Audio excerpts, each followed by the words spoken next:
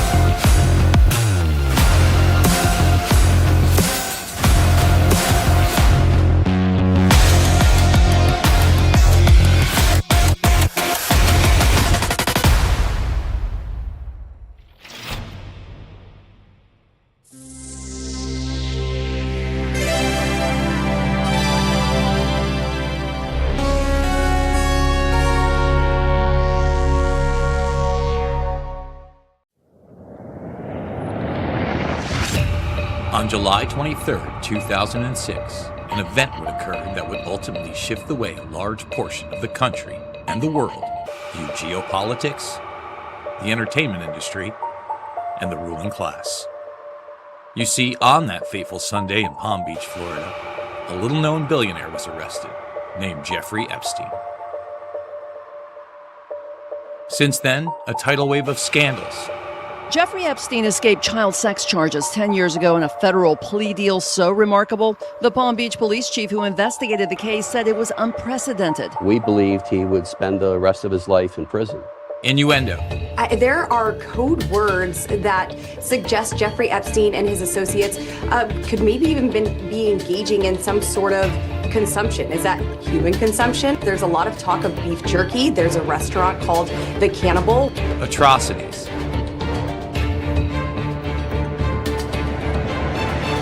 Lawsuits. The first time that Courtney Wild walked into my office in 2008 and said, look, the government's not paying attention to me. She was not asking for money from Jeffrey Epstein. And I walked it in and I handed the pleading in. Courtney Wild was right outside, ready at the time. She told me this is an emergency. And I told the clerk, I want a hearing. And she said, when? I said, now. Trials. Ghislaine Maxwell sat in her chair with little emotion, only pouring herself a glass of water as the judge read the verdict, guilty on all but one count. And suspicious deaths has ensued. So Epstein's taken off suicide watch. The day before he kills himself, his roommate is removed from the cell. The cameras on his tier are not working. The guards fell asleep. It seems almost impossible to think all of those things could happen in that way. It does. The public demand for transparency and accountability was insatiable. Jeffrey Epstein. Jeffrey Epstein. Jeffrey Epstein. Jeffrey Epstein. Jeffrey Epstein. Jeffrey Epstein. Are you still talking about Jeffrey Epstein? Shut up. I know he's your friend, but I don't care. Culminating in the release of the Epstein files. When will we see justice? I've not seen any arrests from the revelations in the Epstein files. Do you think you're the devil himself? No, but I do have a good mirror. This is the story they tell.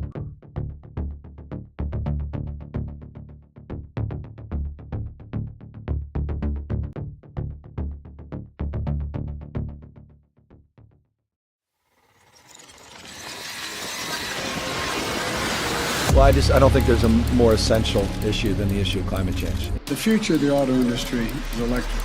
There's no turning back. This is a preview of things to come. More Americans could soon get the chance to drive a vehicle made in China. The new vehicles that we're making at Ford are data collection machines. They're like mobile drones. We're going to be noisy. We're going to be disruptive. We're going to be unignorable. We're going to be a pain in the ass. until you listen to us.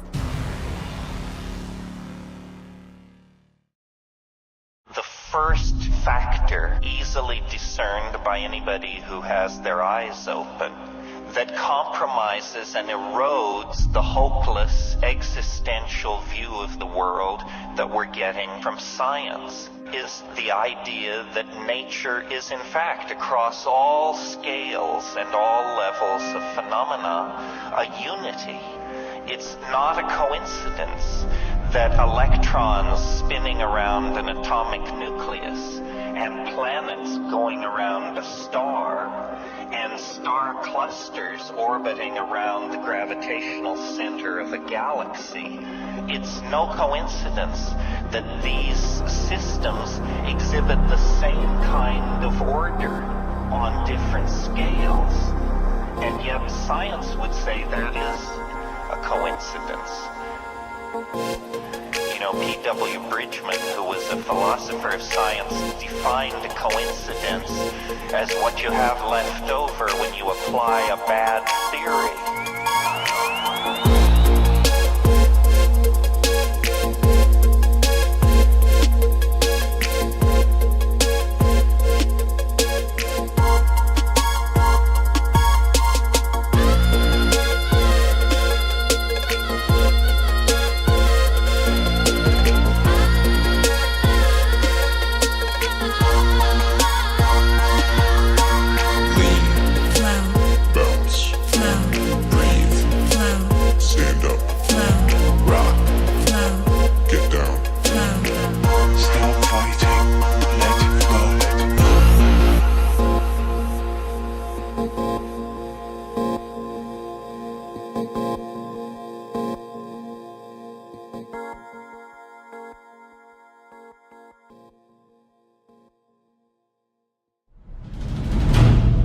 Truth is not a given. Vaccines, GMOs, Jeffrey Epstein, UFOs.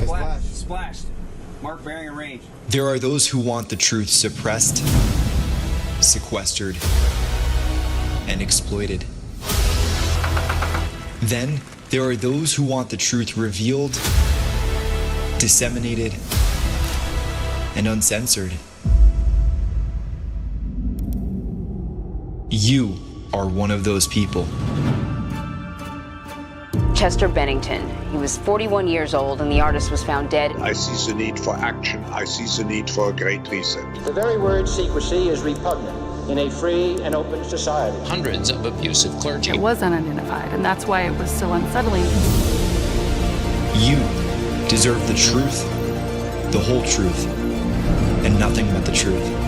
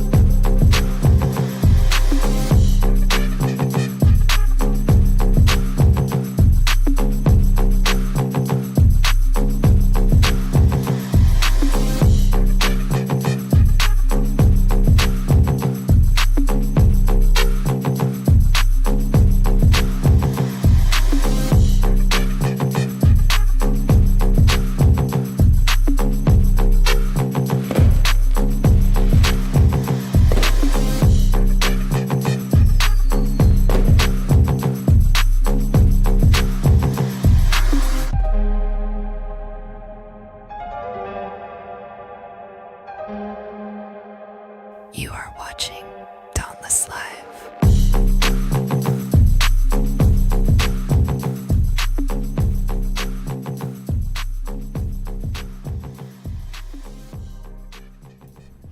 Hello and welcome to Dauntless Live. Today is June 8th, 2026. I'm your host, Adam Riva. We are simulcasting on Rumble, BitChute, X, even on YouTube, and on our own website. You can watch us anywhere that's convenient for you. It is blueberry season. We've been harvesting like a giant basket full, probably like half a gallon to 3/4 of a gallon every single day. We can't even keep up with them right from our backyard. So that's pretty awesome. We have an awesome show in store for you today. I want you to head over to our website, dauntlessdialogue.com, where you'll find our library of original premium content. We produce documentaries, animated series, we do fiction and nonfiction. We have curated third-party content from around the web, some of the highest quality truth-telling documentaries for you to start binging on. You can share our site so easily. Like if you click on Pardon Us, Justice for All, and you click on play, what you can do is use this little share feature here, and you'll be able to share it to any of your social media. You can copy the link and email that if you're old school. And we would love that. We would love for you to help us reach new people. We're always trying to grow and get out of the foisted upon us ghetto chamber in the internet, the echo chamber, the did I call it a ghetto chamber a moment ago? Echo chamber, the digital ghetto. I don't know what I said, but we would love for you to help us reach new people. And the best way to support us is click that subscribe button. We are half the price of the bigger streaming platforms and so much better. You can sign up with a basic plan, a value plan for an annual membership. And for you amazing supporters out there who it's within your means, we have the lifetime membership, the gold pass we call it. This is a one-time purchase, and you will gain access to the entire Dauntless library for the rest of your life.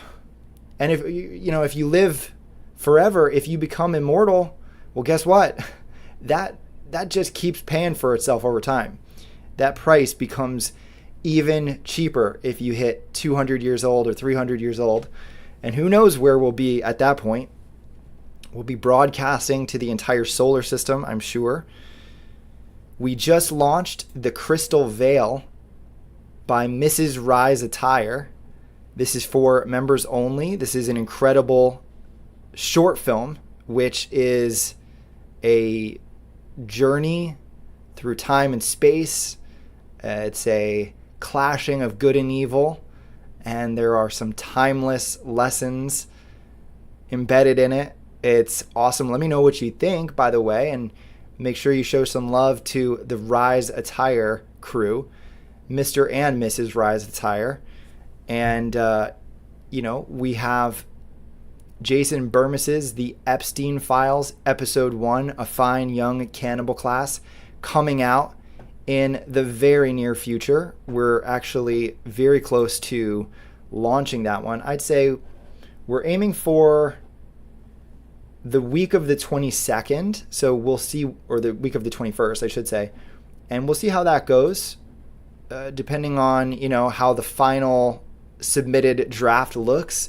But I've seen what he's sent me so far. He sent me a new cut last night. It's looking great.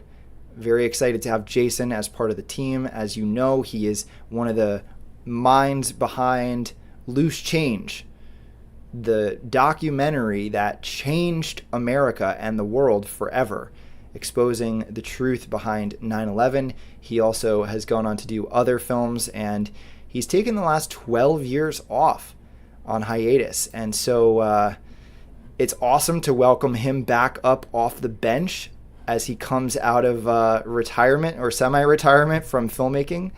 This will be the first thing he's done in a very long time, and we're just honored that he's willing to do it with us. And next week, I'll be sharing a little bit more info about my upcoming installment in the new series Truth Serum, which is an art project I've been working on for an ungodly amount of time. It's been very difficult, and I never want to rely this much on AI again unless it makes tremendous improvements. it's heavily using some AI tools to accomplish it, but you will like it. You will love it. It's really different, and I need to make sure that I get it right. I've had to like sort of scrap several of the plans I've had for it a number of times, and now it's finally getting to a place where I think it's going to be very compelling, and I think you're going to like it. All squares are rectangles, but not all rectangles are squares. And this is what's known as a proper subset relationship, also known as a hyponym-hypernym relationship. And that is to say that, I guess you could say not all vegans are conservative and not all conservatives are vegan, but there is an overlap there. And, you know, over the past few months, I have been doing these health lectures, and I hopefully demonstrate sufficiently through these lectures that there is an overwhelming consensus in the nutrition community to cut back on red and processed meat, to cut back on dairy and saturated fat. And in doing so, you know, you sort of rub a lot of people the wrong way. I'm well aware. This is something that is extremely controversial, apparently, particularly among conservatives.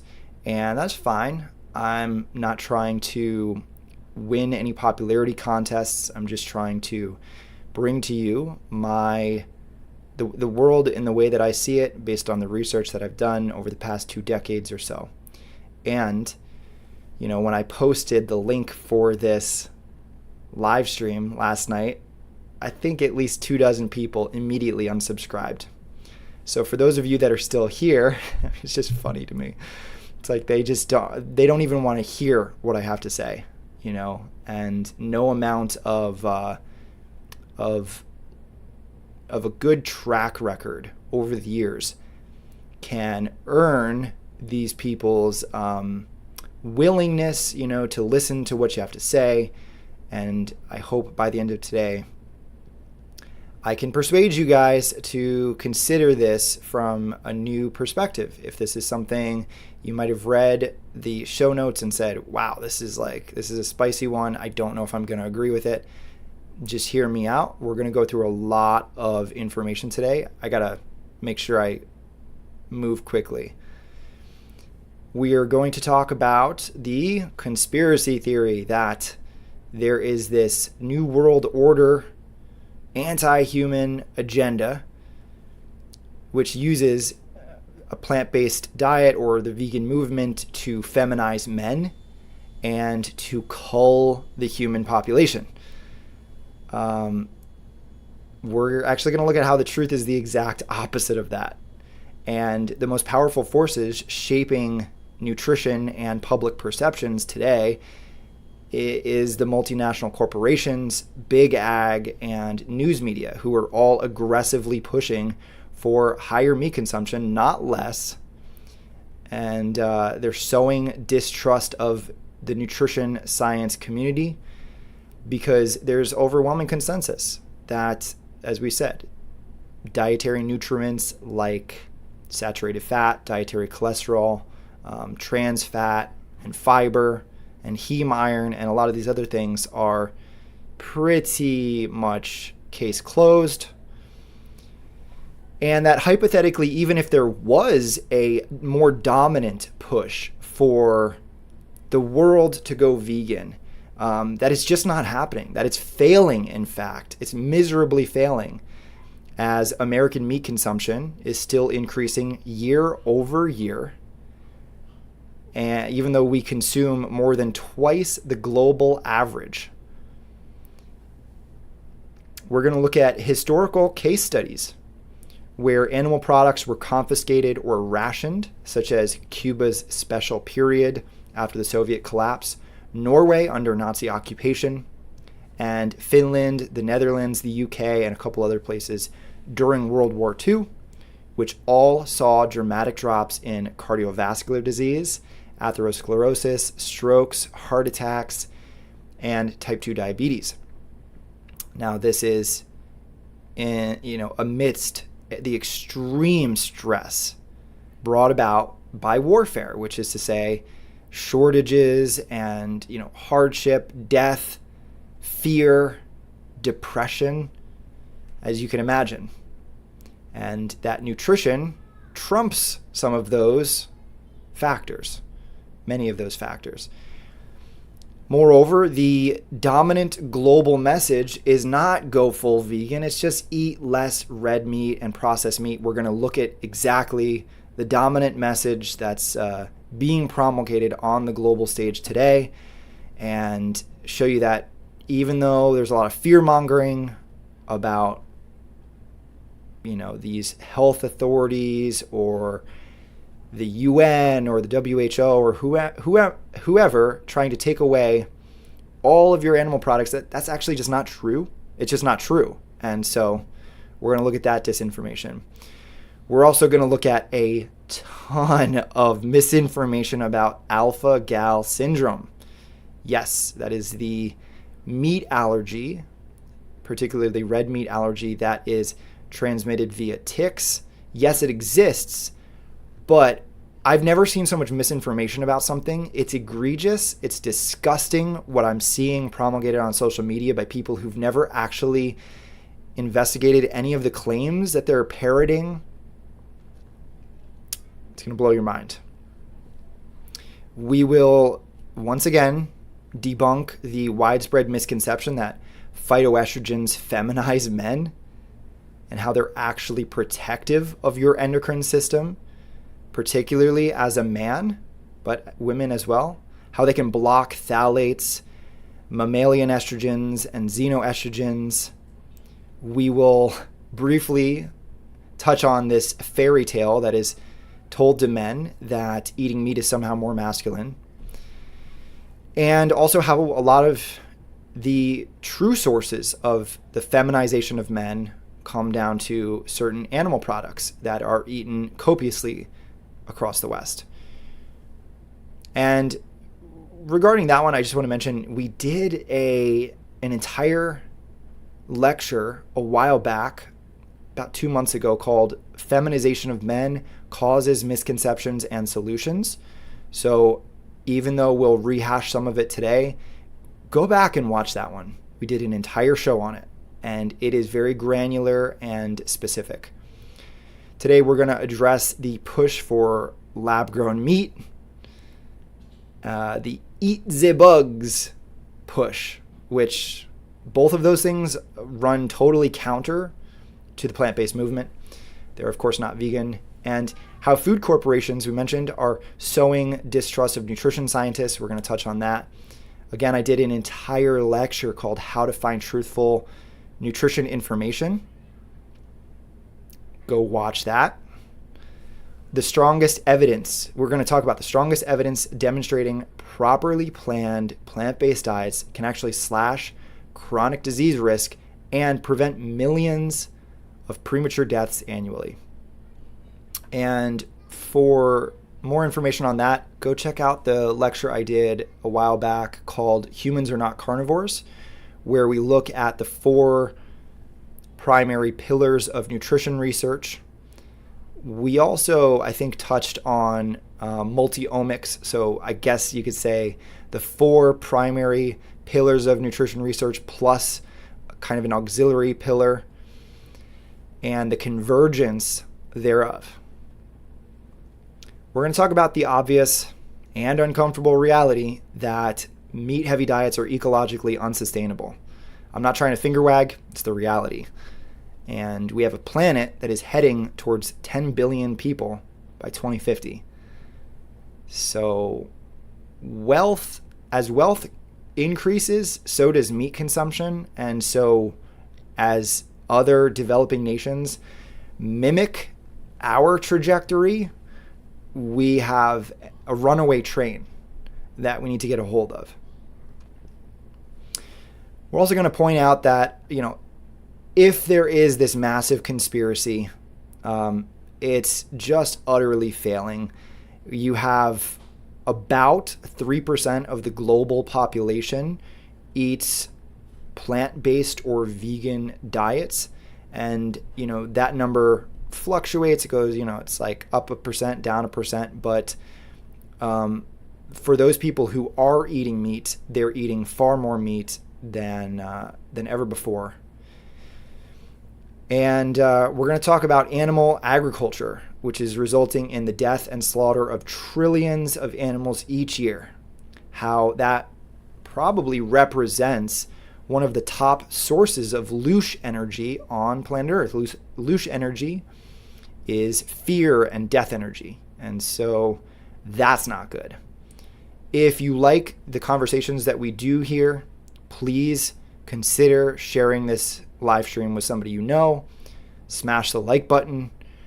A lot of research goes into this. I try to make sure that I'm not just talking without pulling up the receipts. I want you guys to see exactly the evidence behind my claims. And so it would mean a lot to me if you share this with at least one person and smash that like button. Come on, wherever you're watching.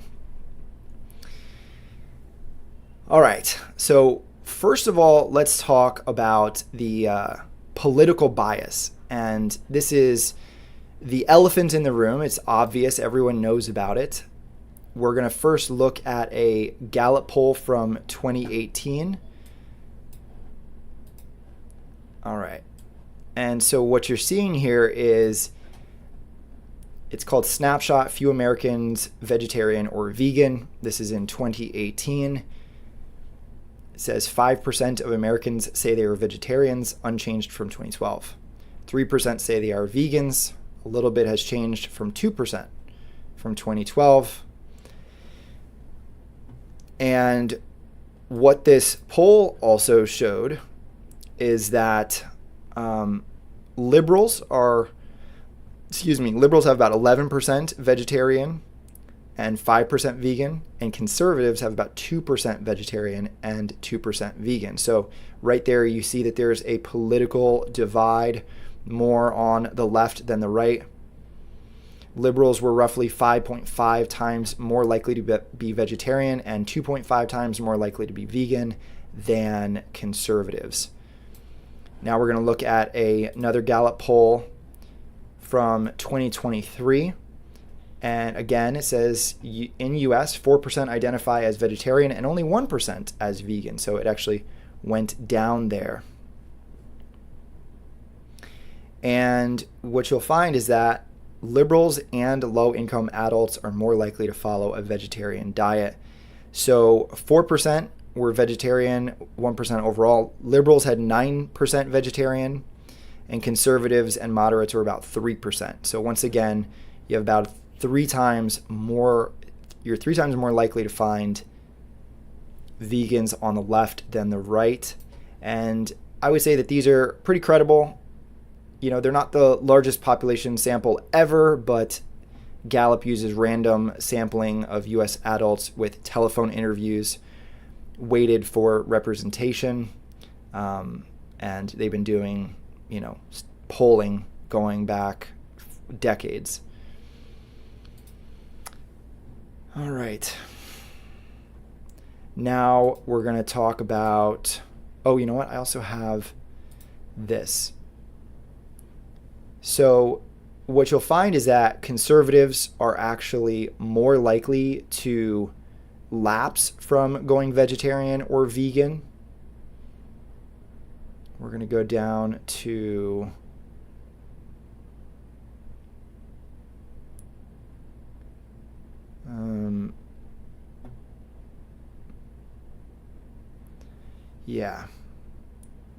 all right.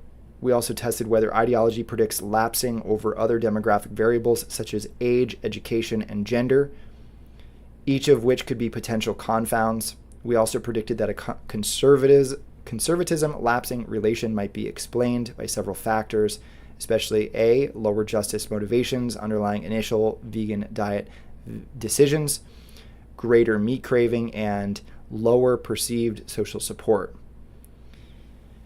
And so,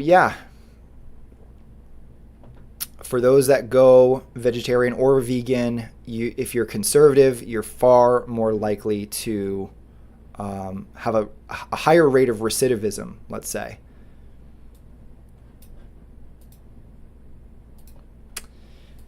And we also have, let's see, I have so many tabs open on my computer. There is just a very negative view that most people have of vegetarians and particularly vegans. And so here, what you'll see, this is by McInnes and Hodson. In Sage Journals, it says, "It ain't easy eating greens, evidence of bias towards vegetarians and vegans from both source and target." And so I'll read this in a second, but basically one of the takeaways from this was that the only group of people that were perceived as worse than vegans were drug addicts. Now, to be fair, it was a lot worse. There was a big gap between drug addicts and vegans, but vegetarian and veganism are increasingly prevalent in Western countries, yet anecdotal expressions of negativity towards vegetarians and vegans are common. We empirically tested whether bias exists towards vegetarians and vegans. In Study 1, omnivores evaluated vegetarians and vegans equivalently or more negatively than several common prejudice target groups, like blacks. Bias was heightened among those higher in right-wing ideologies, explained by heightened perceptions of vegetarian or vegan threat. Again, thinking that those who follow a plant-based diet are really going to threaten your way of life and your diet and lifestyle. Vegans versus vegetarians and male versus female. Vegetarians, vegans were evaluated more negatively overall. In Study 2, omnivores evaluated vegetarians and vegans more negatively than several nutritional outgroups, like gluten intolerance or celiacs, and evaluated vegans and vegetarians motivated by animal rights or environmental concerns, as opposed to health, especially negatively. So if they were doing it for ethical reasons, there was more disdain, more antipathy towards them for pursuing it for those moral reasons. In Study 3, vegetarians and especially vegans reported experiencing negativity stemming from their diets. Empirically documenting anti-vegetarian and vegan bias adds to a growing literature funding bias towards benign yet social norm challenging others. Yeah. So, unsurprisingly, what you guys already know has been confirmed in the literature. The stigma against both vegetarians and vegans is well documented. Now, I read Alex Jones's The Great Awakening, Defeating the Globalists and Launching the Next Great Renaissance, which was his 2023 bestseller. And he devotes a large portion of the first chapter criticizing the vegan movement and warning about the supposedly radical idea of speciesism. And he says that speciesism and radical environmentalism are being used as vectors to devalue human life instead of simply valuing non-human life. Now, I agree that the radical environmentalists are a problem. You can go to Dauntless, and we have a number of documentaries, both original and curated, that make that case. You have to separate things in your mind. You have to separate concepts from that which is politically used as a vector for targeting certain demographics, right? And so you can imagine that more environmentalists and more vegans are on the left. We've just pointed that out. And so when politicians, particularly on the left, are pandering, they're going to invoke that language which elicits an emotional response from those groups. But you have vegans in the conservative movement as well. Trust me, I know a lot of them. Not a lot, but I know some of them. They have an outsized representation as far as the statistical makeup is concerned. And so what we're going to do now is we're going to build on this premise that Alex Jones and many others are broadcasting. And we're going to talk about the psychological profile and identity of anti-vegans. And this is a specific group that we're referring to. And, it's important that we separate things by definitions. So, the anti-vegans are different than your average person who doesn't eat a vegan diet, your average omnivore, your average standard American diet, whoever, even, your keto group or your paleo group, whichever tribe you belong to, it doesn't necessarily make you an anti-vegan. So what we're talking about right now are those who are anti-vegan. These are people who are very motivated by that antipathy. And so what we're going to look at is a study called let me pull it up here. So this was published by Gregson, Piazza, and Shaw in Appetite in 2024. It says, is being anti-vegan a distinct dietarian identity? An investigation with omnivores, vegans, and self-identified anti-vegans. Adding to research on the form and content of anti-vegan sentiment, recent scholarship has identified a group of individuals who self-subscribe as anti-vegan. Here we sought to determine whether anti-veganism might reflect a distinct dietarian identity with its own unique ideological profile. Yes, it does. Spoiler alert. So 214 vegans, 732 omnivores, and 222 self-identified anti-vegans were assessed using a survey methodology that included the Dietarian Identity Questionnaire, which we're going to look at some of their questions, and ideological markers related to dark humor, social dominance orientation, which we'll define in a second, speciesism, male role norms, moral relativism, and attitudes towards science. Our analysis revealed a dietarian identity unique to anti-vegans.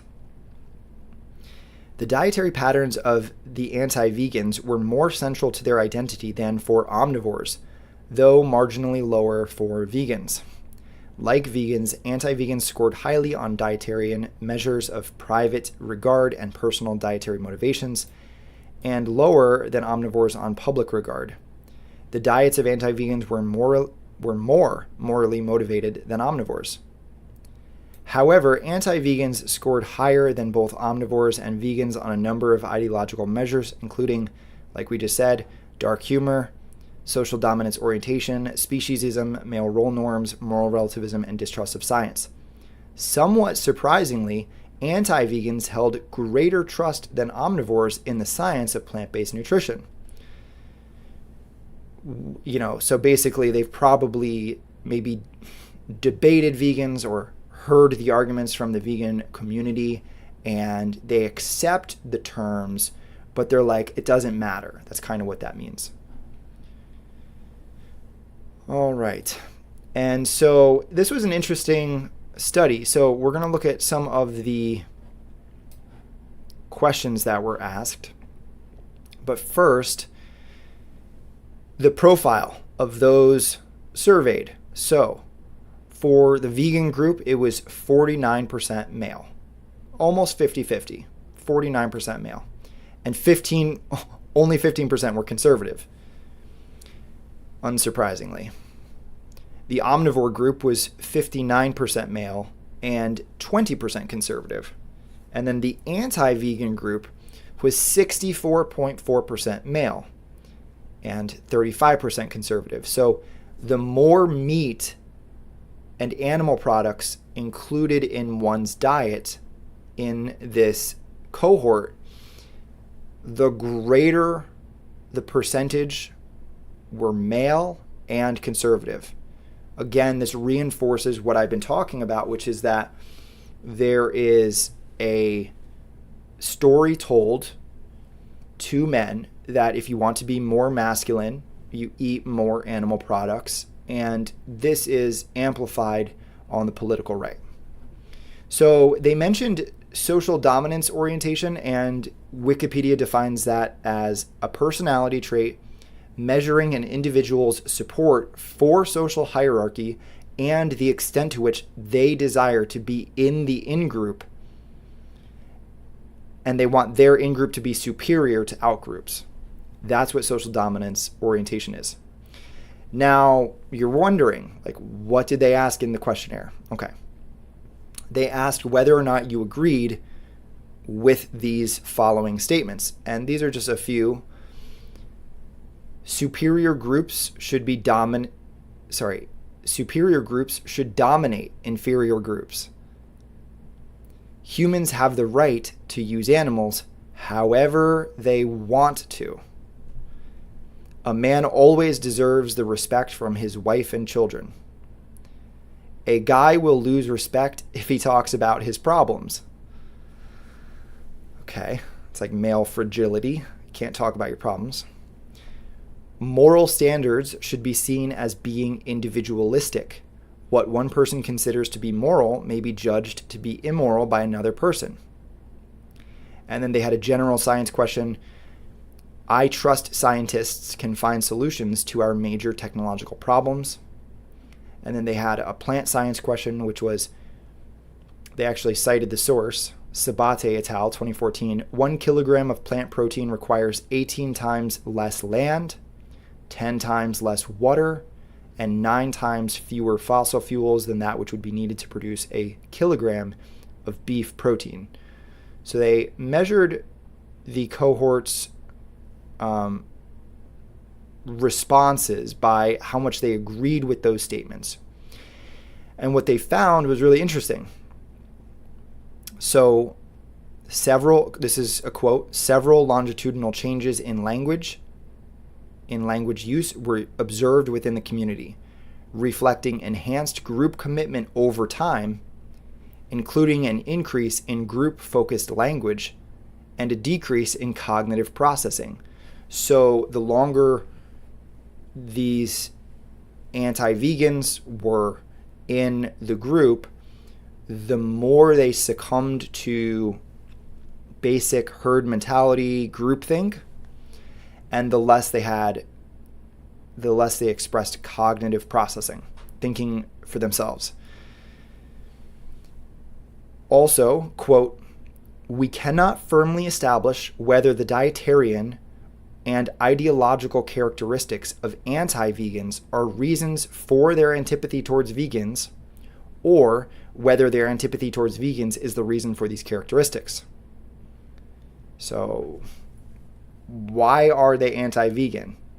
Are they anti-vegan first and they belong to that group, and then their antipathy for vegans increases, especially compounding with the groupthink effect? Or conversely, do they have those underlying prerequisite characteristics socially and psychologically, and therefore they gravitate towards the anti-vegan group? Certainly something that could be studied more. Also, quote, anti-vegans' greater distrust of science means that advocates should take care when drawing broad conclusions from nutrition science that could be read as vegan bias. So they're saying, like, amongst anti-vegans, don't go quoting science, because they're more likely to say that's a vegan bias. All right. So I think what this study, published in Appetite, does for me is it brings up questions about moral relativism, which is something that those on the political right tend to point out more amongst people on the political left. You know, some of the stereotypical examples from the political left are things like female genital mutilation, right, in other countries, forced marriages, honor violence and Sharia law, poverty and racism and inequality and historical oppression, and free speech. These are all things where conservatives, we look at those on the left and we go, you guys have this moral relativistic attitude and way of excusing injustices elsewhere with a double standard. Well, in this case, particularly the males and the conservatives were more likely to hold that morally relativistic view when it came to animal products. Also, I think there's a bit of cognitive dissonance here with respect to the pro-life stance that most conservatives hold, which is to say, like I often say, I'm pro-life across the board, which is to say, I'm anti-war, I'm anti-violence, I'm anti-abortion, and I'm anti-slaughter. I think those things are all consistent. And that's a can of worms. We're not going to get into the philosophy of it today, but it's food for thought. And I think that this cognitive dissonance amongst the anti-vegans really highlights the morally relativistic perspectives and the pro-life contradiction in their belief system. All right. We're also going to just quickly look at this. So this was another one published in Appetite by Gregson, Piazza, and Boyd. It's called Against the Cult of Veganism, Unpacking the Social Psychology and Ideology of Anti-Vegans. And I want to just read to you, again, we're speaking specifically about anti-vegans, not omnivores. Quote, recent Western history offers abundant evidence that people strongly dislike those who eschew meat. In the 19th century, people who refrained from meat were ridiculed and ostracized from mainstream culture for being odd, eccentric, and half-crazed. In the counterculture era, spanning from the 1960s to the 1970s, vegetarians were readily viewed as an absurd and socially problematic movement, synonymous with the views that the mainstream public held for hippies. Such sentiments, which we see documented throughout Western history, have since been echoed in the discourse analyses of news outlets in Australia and the United Kingdom. Today, with the growing popularity of meat-free diets, anti-vegan sentiments have become increasingly apparent.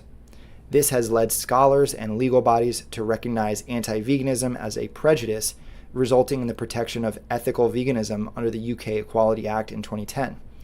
Some evidence, reported by The Times, even suggests that vegan-related hate crimes may be on the rise in the UK. According to the article, there were 172 instances of vegan hate crimes between the years 2015 and 2020, one-third of which occurred in 2020 alone, which was when a lot of this spiked.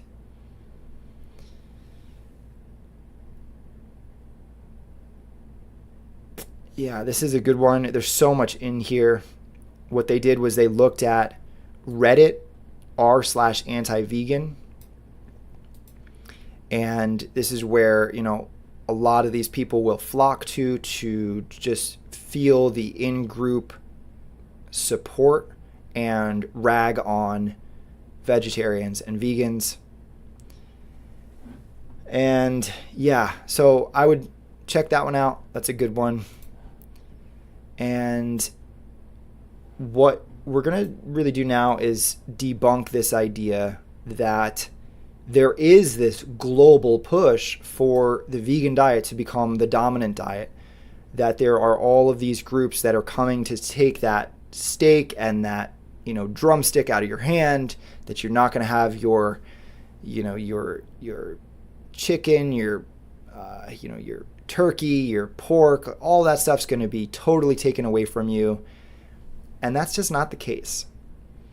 It's not the case. And I understand why they'll see one thing, they'll see a headline, or they'll see some social media rumors, and that fear kicks in. They extrapolate because they know that there are these titanic forces shaping humanity's future. The New World Order 15-minute cities and other things, they associate the vegan movement with those things. And there, as we've pointed out, there is political overlap, but that doesn't mean that there is a global agenda. And I would say that it's completely obvious to me that it's the multinational corporations, the foodstuff companies, big ag, and news media that are pushing higher meat consumption, particularly in the West, particularly in America. And guess what? They're winning.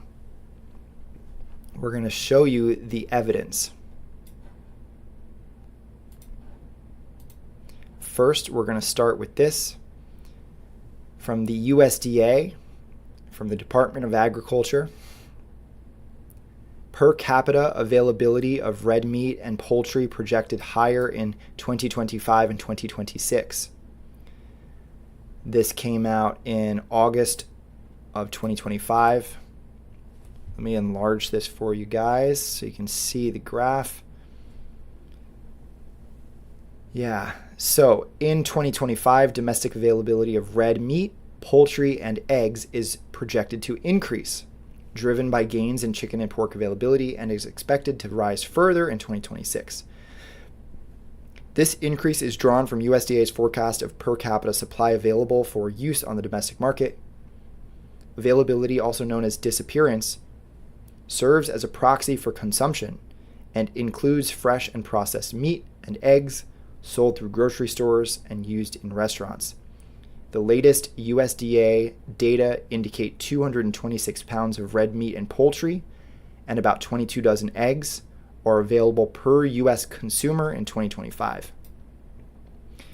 By 2026, per capita availability is forecasted to increase by 1 pound to 227 pounds for red meat and poultry and 23 dozen eggs, so in another dozen eggs. For chicken, per capita availability of broiler meat has been growing for many years and is projected to reach 102.7 pounds in 2025 and 102.8 pounds in 2026, making it the most consumed animal product in the United States. Availability of turkey, by comparison, has been falling in recent years and is projected to reach a low of 13 pounds per person in 2025, but increase to 13.6 pounds in 2026. Per capita beef availability for 2025 is projected to be slightly lower than 2024 at 58.5 pounds, but is projected to decrease further to 56.9 pounds per person in 2026. Pork availability per capita is projected at 49.7 pounds in 2025 and is going to go up to 50.9 pounds in 2026, up from 49.9 pounds in 2024. Per capita table egg availability for 2025 is projected at 21.5 dozen and is projected to increase to 22.9 dozen per person in 2026. So it's going up. Beef might go down a little bit, but poultry is going up. Everything else is pretty much going up.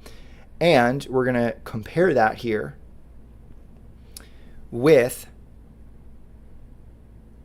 per capita consumption of meat worldwide from 2022 to 2024 with a forecast for 2034 by region.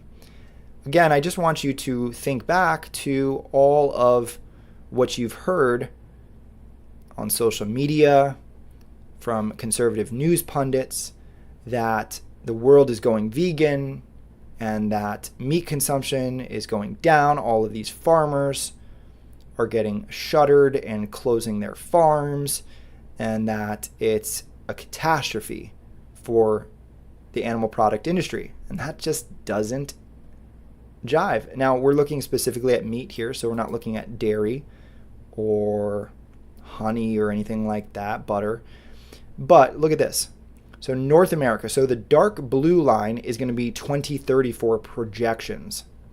And the light blue line is 2022 to 2024. So North America currently at, well, we're somewhere after 2024 since it's 2026. But let's just assume that this is still accurate. So 78.2, and then that's projected to go up to 79.2 kilograms. Now compare that with this 1, 2, 3, 4, 5. The fifth one down says world. So this is the world average. 28.4 kilos going up to 29.3 kilos. So the whole world is projected to increase. And compare North America. Oh my God. North America compared to the world average. 28.4, 78.2. So America consumes more than double the global meat average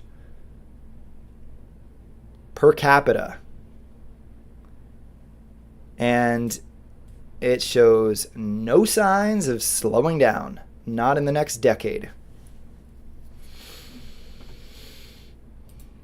Yeah. And so, I've done an entire show on how to find truthful nutrition information. I also did big ag and food industry influence in nutrition. Both of those shows are packed with evidence and data. And what you'll find is that everything I've said regarding big ag, regarding multinational corporations and the news media skewing towards animal products and higher meat consumption is totally true. And I'm going to quote from a book here in a moment written by one of my favorite guys, T. Colin Campbell. And we talked about him in the How to Find Truthful Nutrition Information lecture, where we talked about the pattern amongst nutrition scientists, the top people in their field, those who have the most citations, those who've been in the industry the longest, those who have the most decorated careers. And T. Colin Campbell stands amongst them. He's awesome. He's 92 years old and still trucking. He's the Jacob Gould Sherman Professor Emeritus of Nutritional Biochemistry at Cornell University. And he's authored over 300 research papers. He's been a member since 1978 of several United States National Academy of Sciences expert panels on food safety. And he holds an honorary professorship at the Chinese Academy for Preventative Medicine. He's the one who coined the term plant-based diet to help present his research on diet at the National Institutes of Health way back in 1980. And he presents an example which we've talked about before on this show.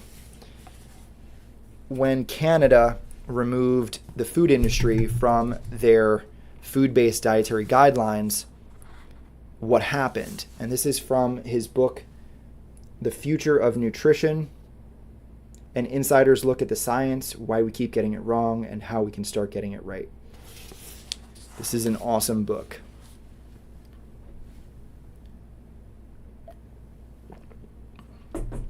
So what he says is, consider this.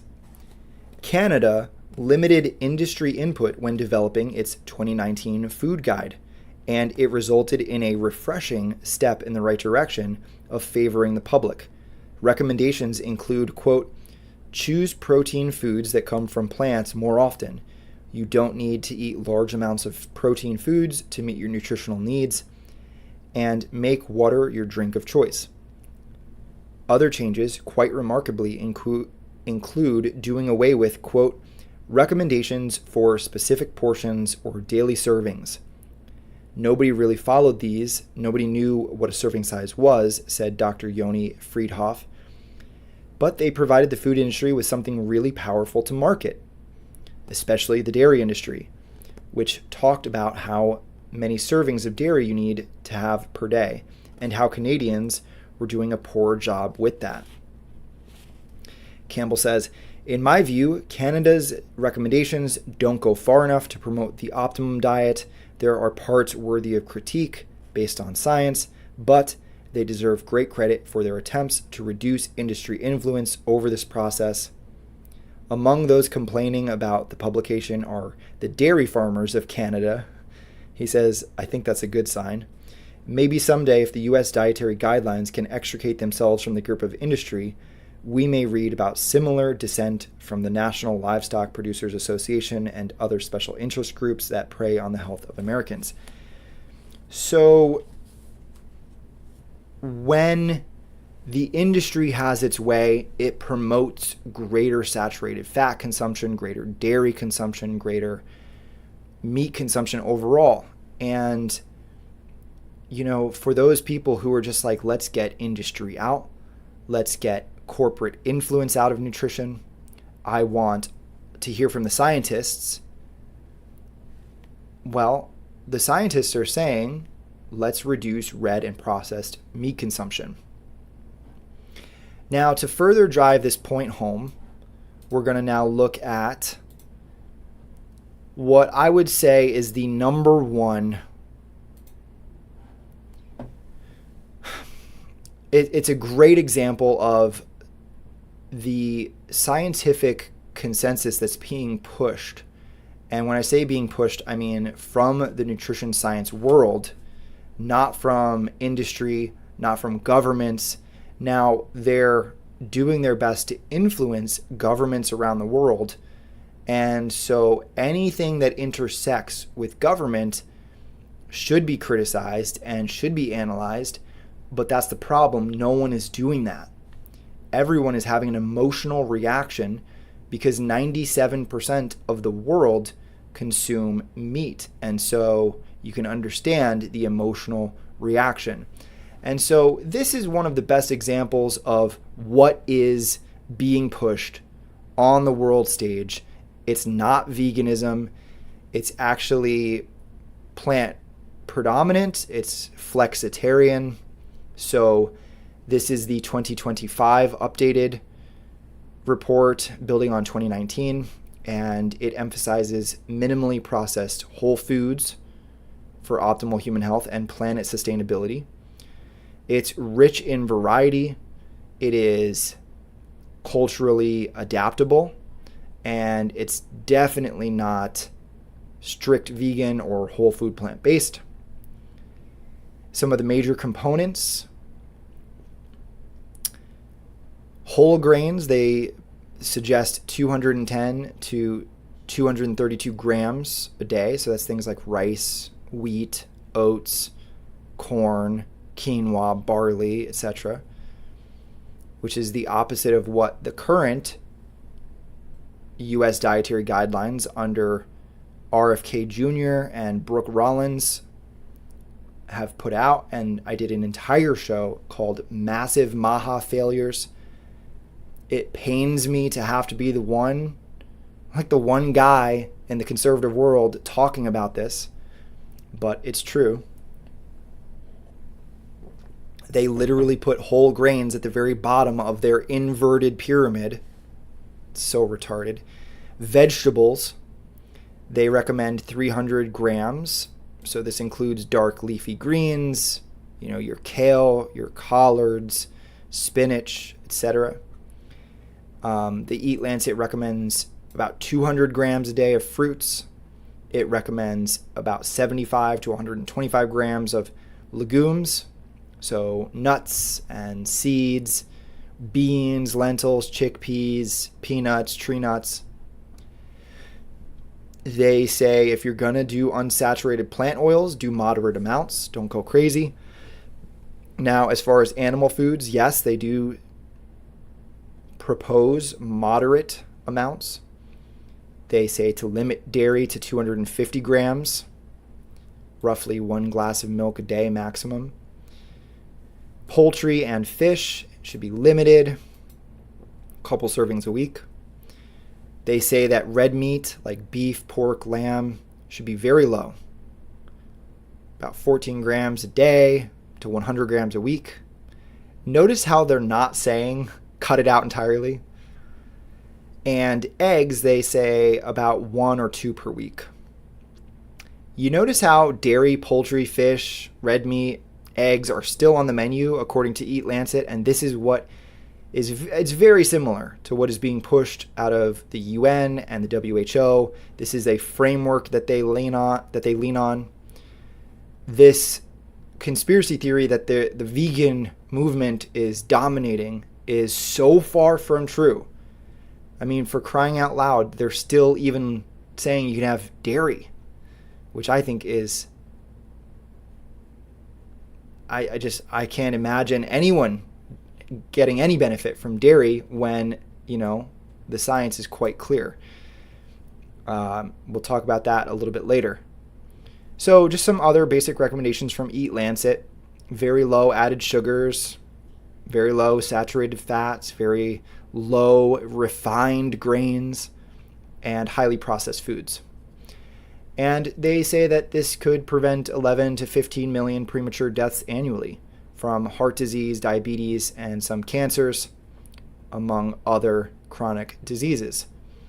So let's just all agree, please, that the idea that the vegan movement is now the dominant push worldwide, it doesn't hold up to scrutiny. Now, what if it were? We're going to do a thought experiment. What if it was? Obviously, it's not. I just showed you evidence. We have historical case examples we can look to that actually this did happen, where animal products were rationed or straight up confiscated under times of warfare. And we're going to look at the health outcomes. So, all right, let's start with this. This is the University of Minnesota. They just have a very quick slideshow, and then I'm going to give you way more information. So, medical and public health professionals noted a rise in reported cardiovascular disease and sudden death in the years leading up to World War II. This was attributed to improved diagnosis and case recognition rather than an actual increase in cardiovascular disease incidence. However, the dramatic decline of cardiovascular deaths in Europe during the war years and their rapid rise as the hardships were relieved post-war led some investigators, like Ansel Keys and others, to challenge this assumption, to proclaim an epidemic and propose possible causes. World War II brought about the disruption of international markets and the mobilization of agriculture for military uses.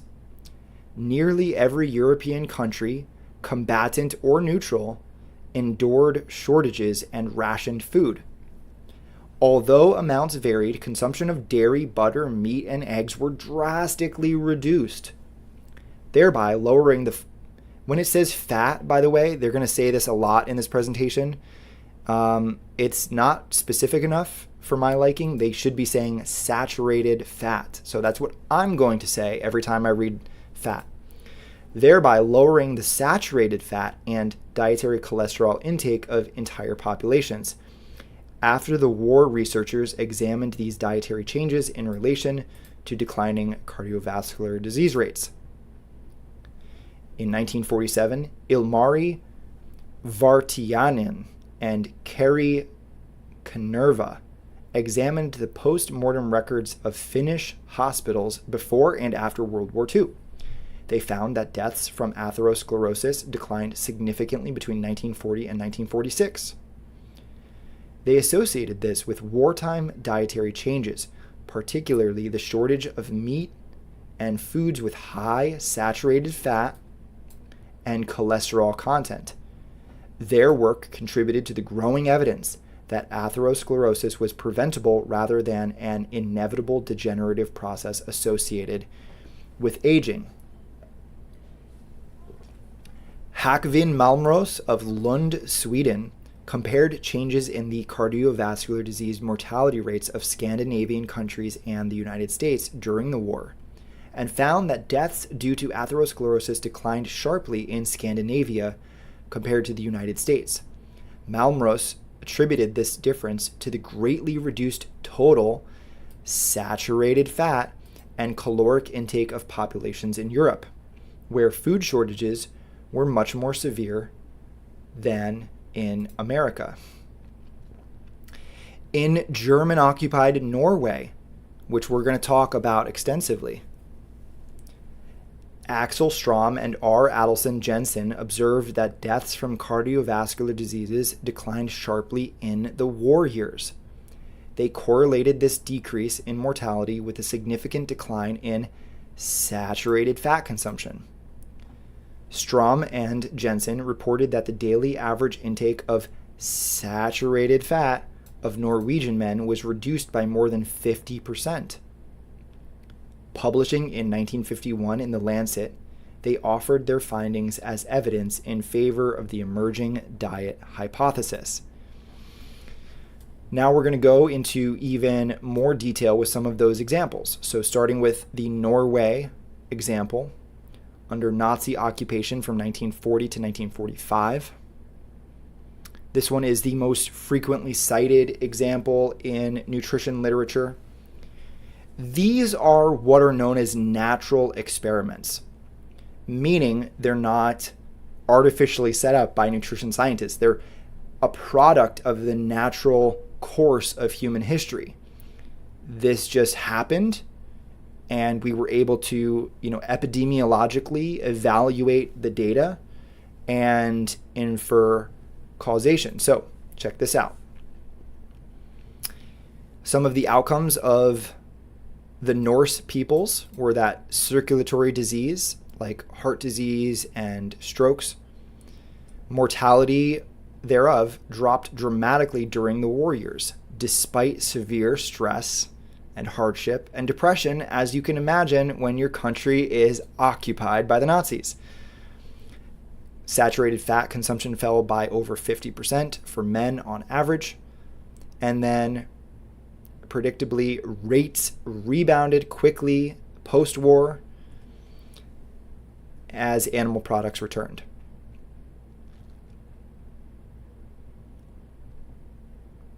So Strom and Adelson published this in The Lancet in 1951. Livestock were confiscated from the Norse peoples. They were slaughtered to feed German forces, forcing the population to rely more heavily on grains, vegetables, potatoes, and other plant foods from backyard gardens, and they were forced to ration.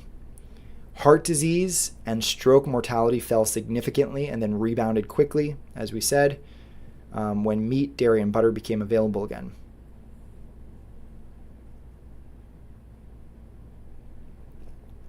With respect to Finland, 1939 to 1945, similar dynamics occurred there, with food shortages and rationing reducing meat and saturated fat animal products. So the outcomes. So autopsy and hospital records showed a significant decline in deaths from atherosclerosis, which is the underlying cause of coronary heart disease. Between 1940 and 1946, post-war increases in dairy and meat consumption, especially in regions like North Karelia, later contributed to Finland having extremely high heart disease rates until public health interventions in the 1970s, where they reduced their saturated fat and red meat consumption again. There are other areas in Europe during World War II. So the Netherlands and Germany and broader Scandinavia, reports documented falling cardiac mortality and reduced arterial pathology amid livestock reductions and saturated fat shortages. These changes occurred even as overall calories were restricted and stress was extremely high. In the United Kingdom, they had strict wartime rationing, so they limited meat, butter, etc., dairy, with an emphasis on whole grains, vegetables, potatoes, and this led to improved population health metrics Infant mortality reached record lows. Can you imagine that? Child growth improved, so they were taller on average. And that's true. So if you actually look at the studies that have been done, children that are raised on a whole food plant-based diet they tend to be an inch taller than their omnivorous peers. Yeah, so and then post-war, the rates began to increase once again. And then we have Cuba's special period from 1991 to 2000, which is a bit more of a modern parallel. And I have some studies here. We're not going to read the studies. You can if you want. So this was published in Canadian Medical Association Journal in July 2008 by Stusser, Health Consequences of Cuba's Special Period. And Cuba lost all imports of oil, fertilizers, and animal feed after the Soviet Union's collapse, leading to sharp reductions in meat, dairy, and overall calories.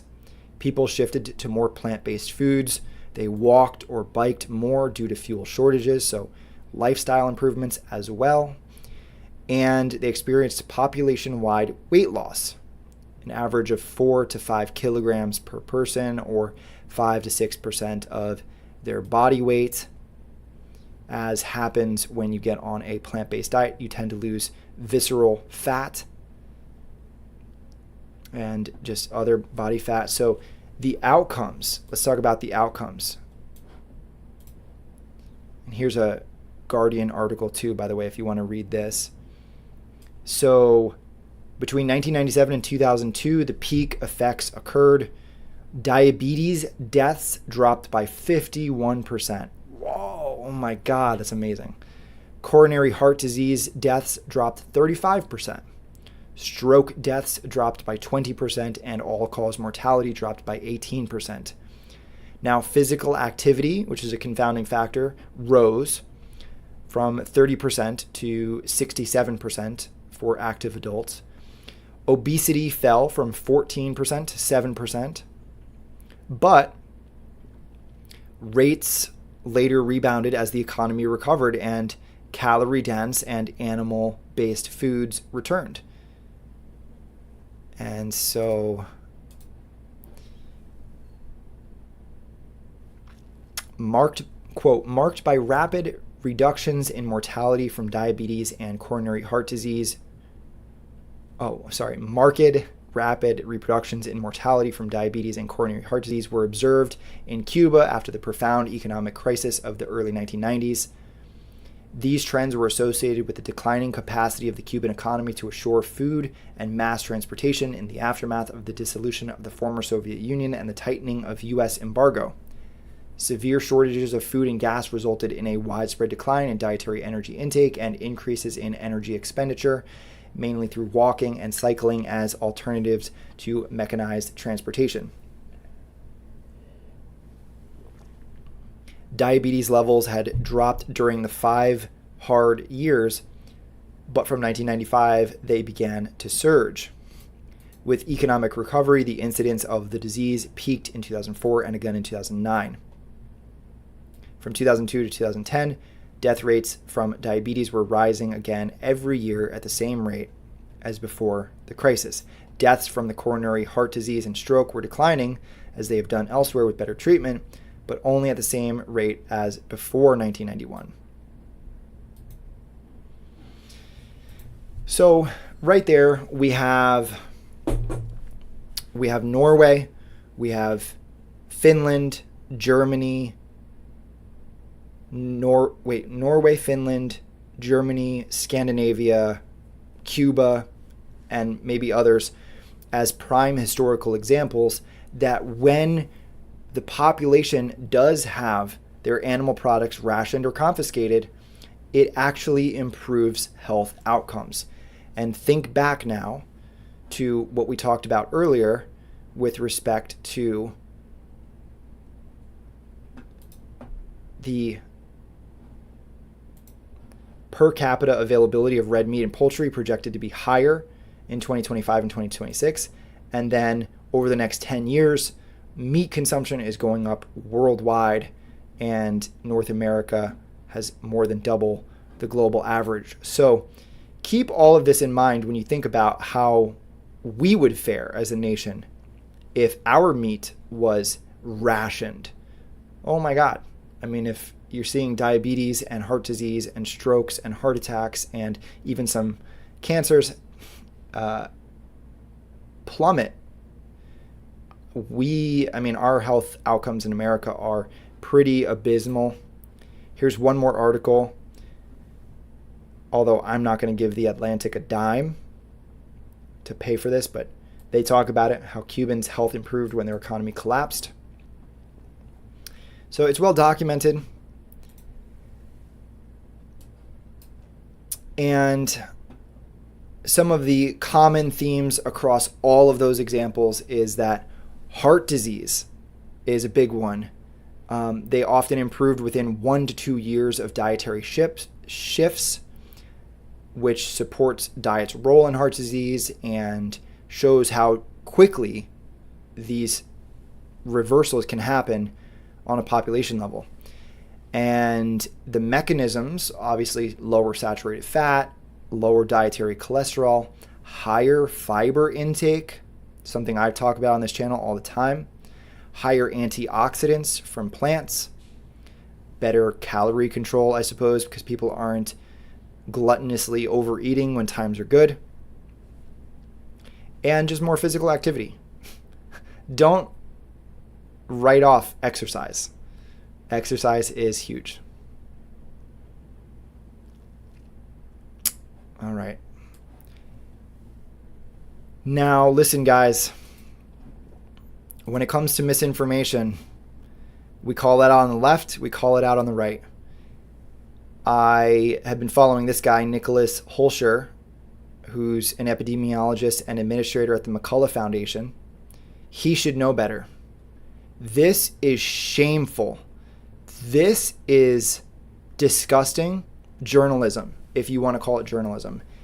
This is pathetic. This guy, I have lost so much respect for him. And I'm just calling out one guy here. This is across social media. This is one of the most extreme examples of runaway conspiracy theories that I've seen in a long time. And we're going to dissect every single claim one by one. We're going to tell you what's true and we're going to tell you what's not true. Spoiler alert, pretty much all of it is untrue. And you're talking to somebody right now, you're listening to me, I'm like the king of conspiracies. My goodness, I run a website talking all about conspiracy theories. So I'm not a normie for anyone who is interested. I just happen to do research and I check these things out when other people don't. And they just repeat it. They repeat it, and my goodness, I'm very frustrated by this because it creates a lot of fear and angst against plant-based movements for no reason. Okay, so what are the claims? Okay, we're going to read these one by one. 10,000% rise in alpha-gal syndrome, which is the red meat allergy transmitted or as a result of it's not really transmitted, as a result of a tick bite. They're calling it bioterrorism. Farmers reporting mysterious boxes of ticks and possible aircraft drops. Peer-reviewed paper says it's morally obligatory to release GMO ticks that spread alpha-gal syndrome. Bill Gates is spending millions funding GMO tick technology. Gates also funds lab-grown and fake meat that doesn't contain alpha-gal. The U.S. Army previously released 270,000 ticks in the wild for bioweapons research. Okay. Shame on you. Shame on you, dude. Let's break this down one at a time, and you're going to see how the entire thing starts to fall apart. So many people are claiming that this is a bacterial or viral infection that you get from a tick bite, and that's not true.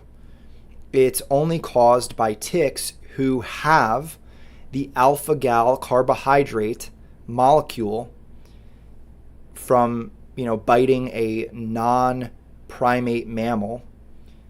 It must be in their saliva or in their gut at the time that it bites the human. And as a result, the human body has an immune response to that carbohydrate. Not every tick or every bite causes this, and not everyone contracts it.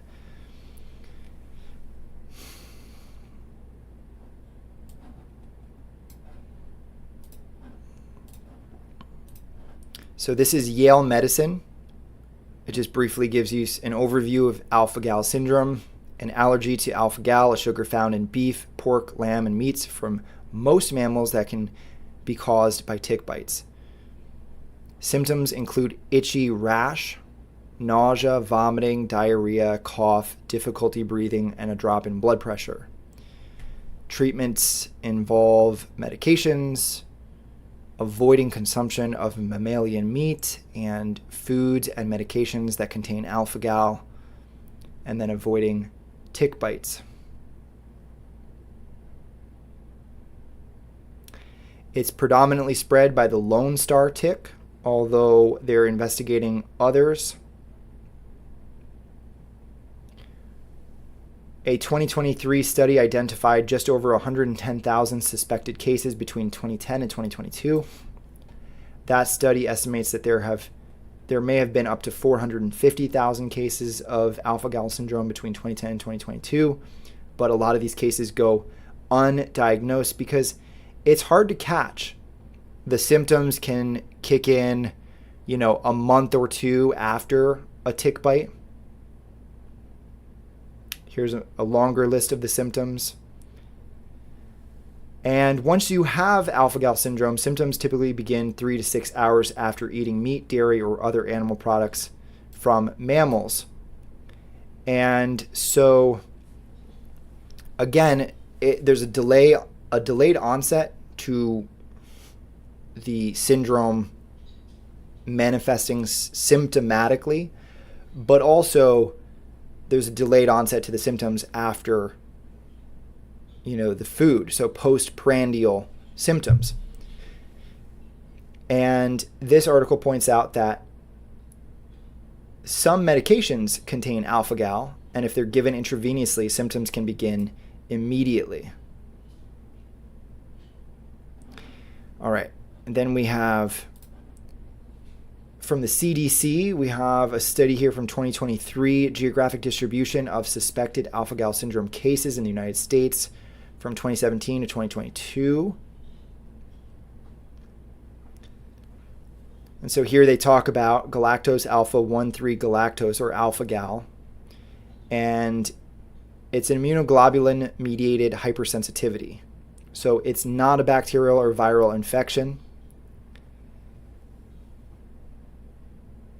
You can read what they have to say. Fast facts. Now, here's what's interesting, is that there are other products that contain alpha-gal other than just some foods. And so if you scroll down, gelatin, glycerin, magnesium stearate, bovine extract, some vaccines, and I even read that there are some cancer treatments from Western medicine that also contain it.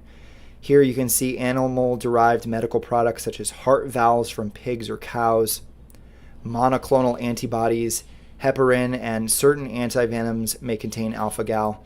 So there's a lot of things that you might become sensitized to. This is from the Mayo Clinic. And what they say here Maybe it was on the other one.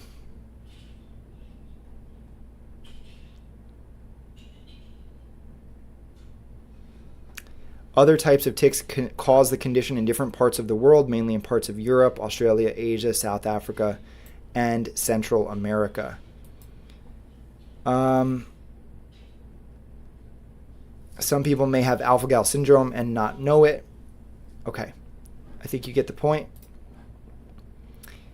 And so, so it's transmitted by these bites. It has to have the carbohydrate molecule in its saliva or in its gut at the time that it bites you.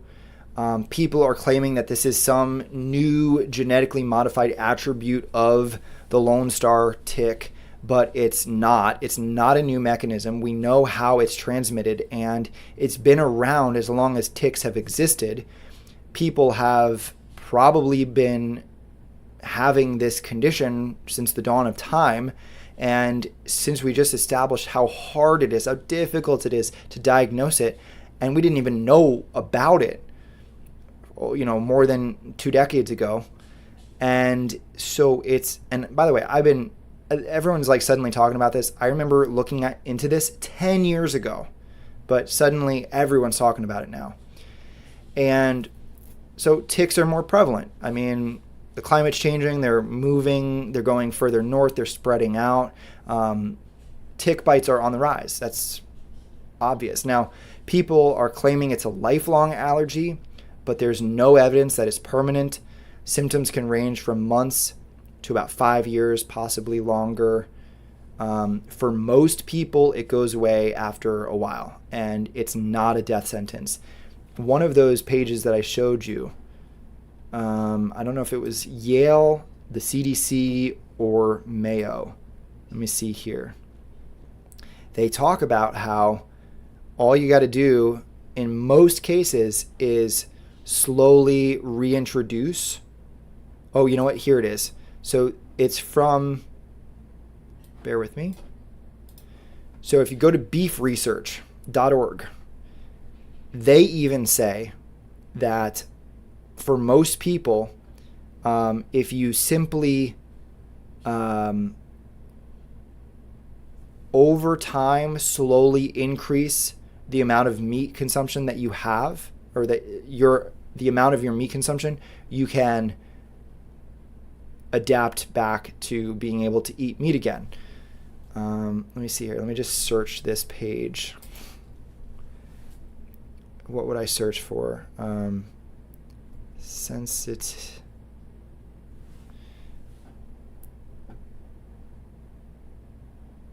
Yeah, I don't know. I guess I thought it was in this one. It probably is. I just don't know how to, like, what keyword I would search.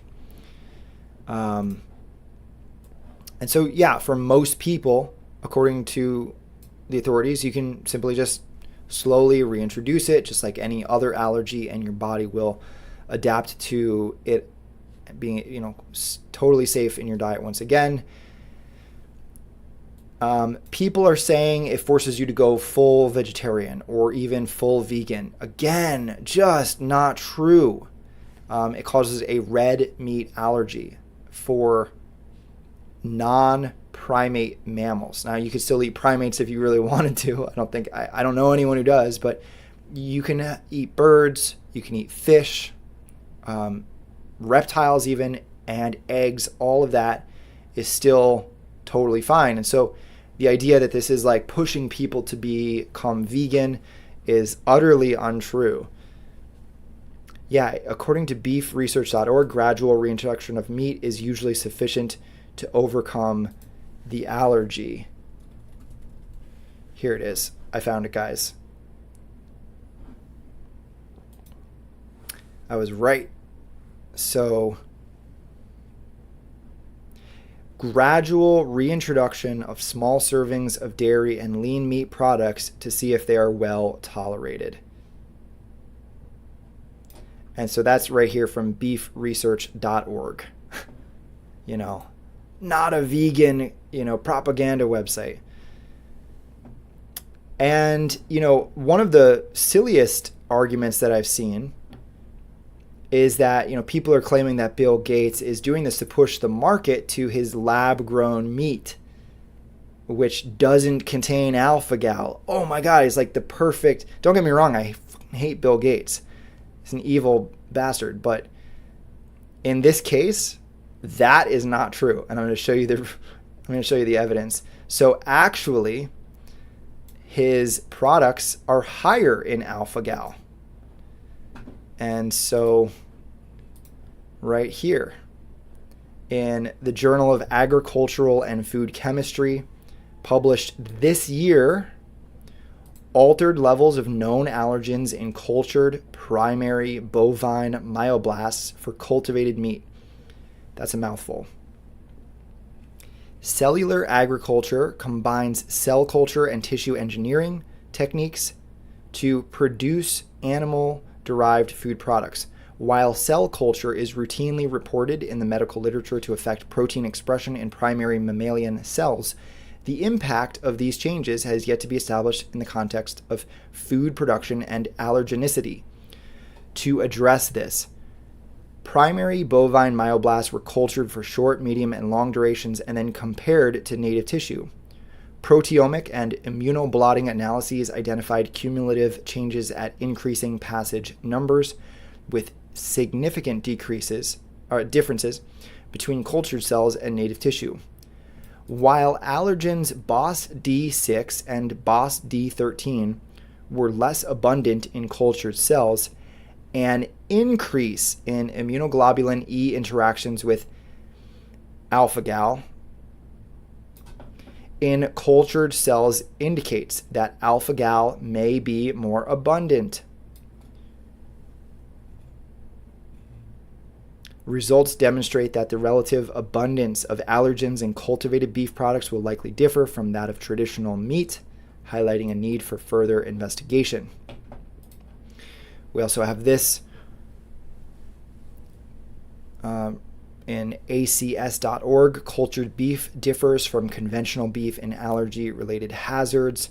And while this doesn't look at alpha-gal per se, it looks at other similar ones. Other experiments using blood samples from a number of individuals with meat allergies indicated lower immunoglobulin binding to both undigested and digested cultured cells compared to regular steak, consistent with the different levels of allergen-related proteins. Now, in contrast, the cultured beef cells triggered strong reactivity to human immunoglobulin in blood samples from 2 alpha-gal sensitive individuals. The researchers say that this could be because there are more alpha-gal modified proteins in the cultured cells. Yeah, I was wrong. They did look at alpha-gal specifically.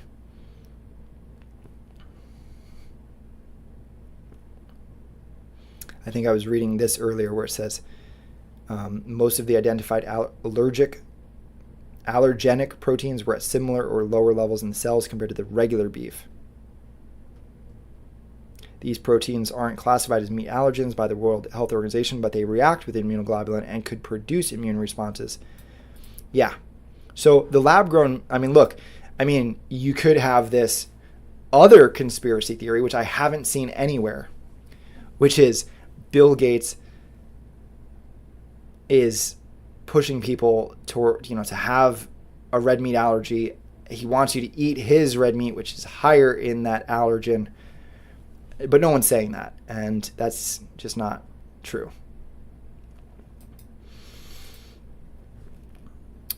Yeah. Also, look, ticks are not the only vector. They've also proposed some other causes of alpha-gal syndrome, including chigger bites, flea bites, parasitic infections such as roundworms. So the idea that it's the genetically modified ticks that are doing this, it's actually any number of biting insects or parasites can cause this syndrome in people, but not in all people, and not all of these parasites, and not all bites. So it's very tricky. It's an anomaly in nature. It needs more investigation for those who are afflicted with it. But also, people are claiming that like in that one thing we just read, this one tweet by Nicholas Hauser or Holscher. He says a peer-reviewed paper says it's morally obligatory to release GMO ticks that spread alpha-gal syndrome, and that is not true. I don't have it pulled up, so I guess you're going to have to take my word for it. But basically, this was a philosophy paper written by a vegan that said this was an ironic and morally positive outcome, that alpha-gal is happening. It's causing people to eat less red meat, and therefore the author of the paper said it was morally positive. So this is written in such a way where it makes you think that scientists, the same New World Order scientists that are behind the spread of the ticks, the genetic modification of these ticks, are the ones who are twirling their mustaches and saying, yes, this is going to be morally, obligatory to do this, to push people away from meat. It's just not true. So the more you look into the alpha-gal thing, yes, it's a real thing, and yes, it is spread by ticks, but it all starts to fall apart. And look, you can find these videos online of people who are showing boxes of ticks that may have fallen from the sky. That's what they claim. They're sort of like in the middle of like a field. I saw a video a couple days ago of a guy, like a farmer, who was on his, industrial farming equipment, and he's inside the glass box, and on the windshield there's all these bugs, and it's the caption is like, look at all these genetically modified ticks. Oh my God, I've never seen so many. And if you watch the video, they're literally flying. They'll land, they'll fly. He's like in a swarm of some kind of flying insect, and ticks don't fly. Hello. And the amount of retarded people just sharing that, and it's not dawning on them that, I don't know if they've never seen a tick in real life or they don't know anything about tick anatomy. Ticks don't fly. Now, I'm not saying that the reports of these ticks being spread are false. I don't know. Maybe they're real. But if they're real, if some of them are true, my money is on Lyme disease, which is way more serious anyway than just a red meat allergy.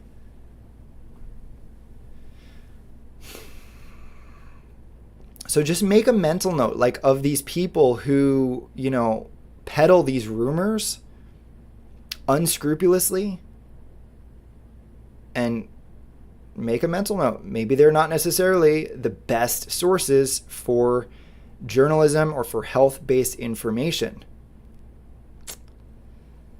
This guy's telling you the truth. All right.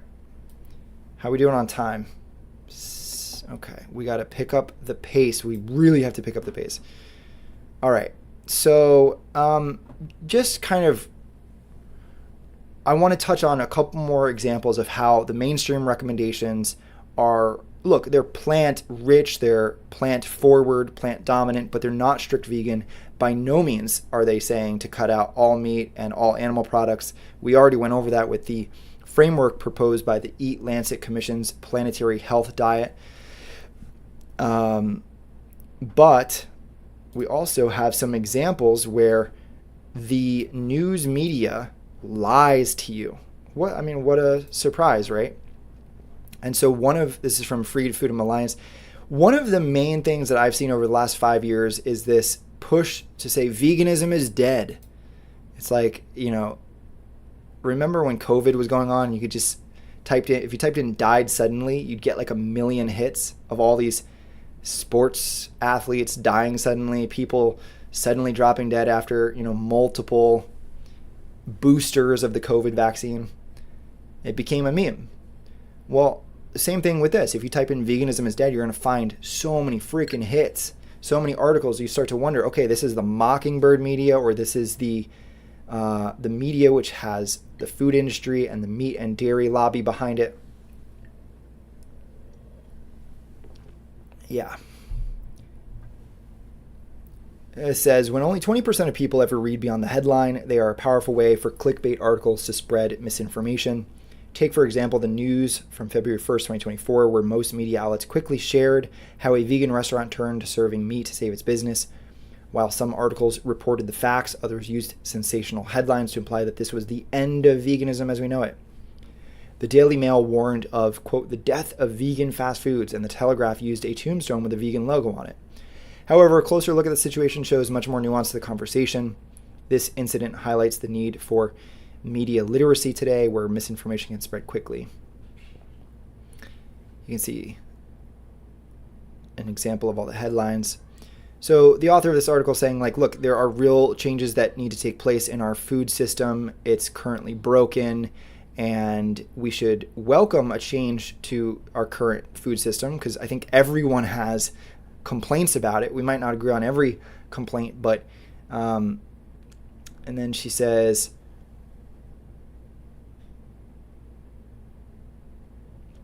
all right, by presenting veganism as a fad, the implication of the failure of these establishments is solely due to the decline in veganism's popularity. This doesn't show us the full picture, as it fails to recognize the multifaceted reasons behind individuals embracing veganism and the lifestyle's growing popularity. Veganism is steadily gaining momentum worldwide, although I would say, based on what we saw with respect to the amount of meat consumption per capita, that there's caveats there. So, yeah, they're saying people adopt it for a number of reasons, including health, environmental sustainability, animal welfare. European plant-based foods saw a 21% increase in sales. So, there was something I wanted to read from this article.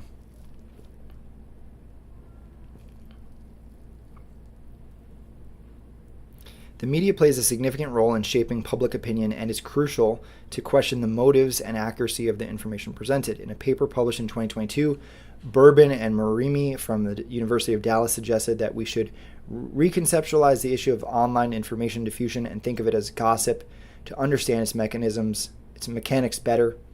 They explain that gossip is more expressive of the community of gossipers than it is about the target of the gossip. All right. Okay. Let's go to this one.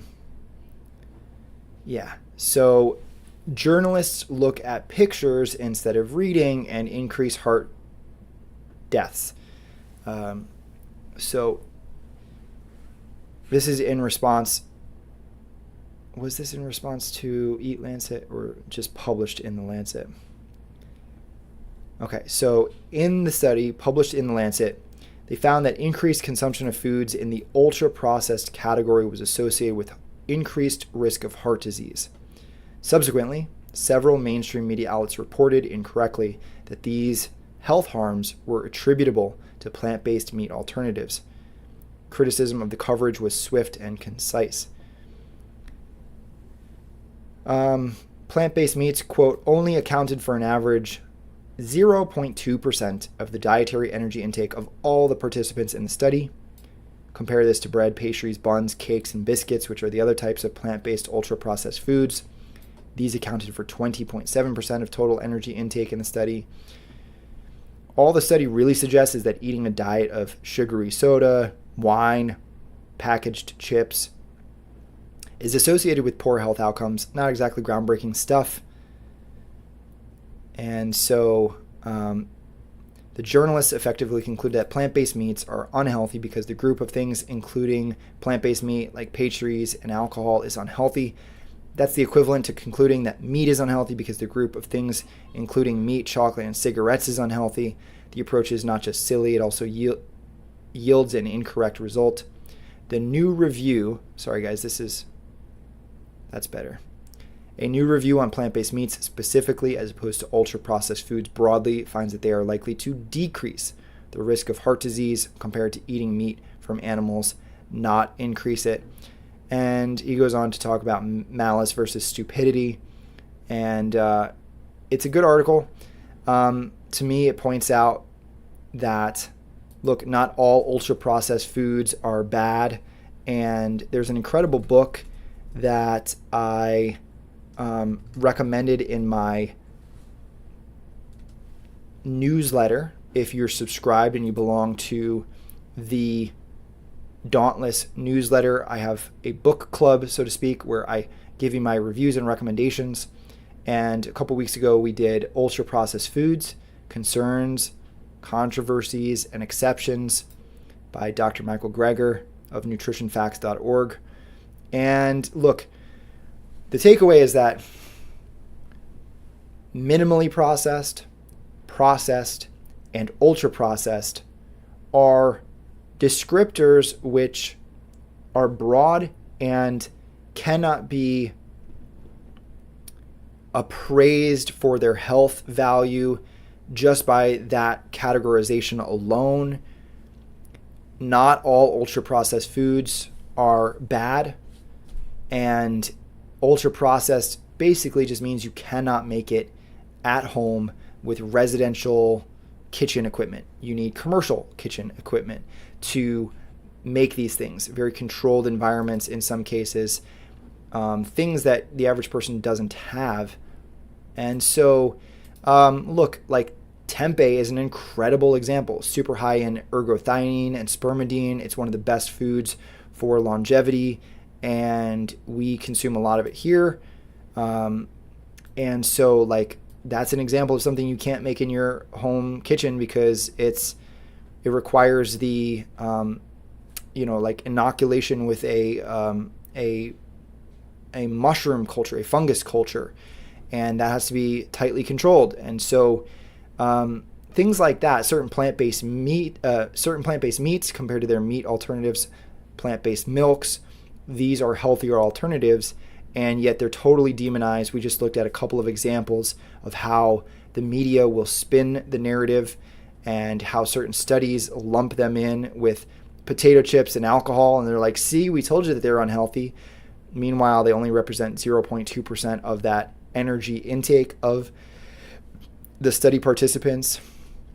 You know, another thing that I remember seeing, and this is just another silly example, but back in 2007, this was everywhere. Vegan couple gets life in prison after baby dies of starvation. Props to Fox News. They're actually the only one that actually talk about like starvation. Well, I guess there's a couple, but it's just bizarre to me that all of these news outlets include the word vegan. They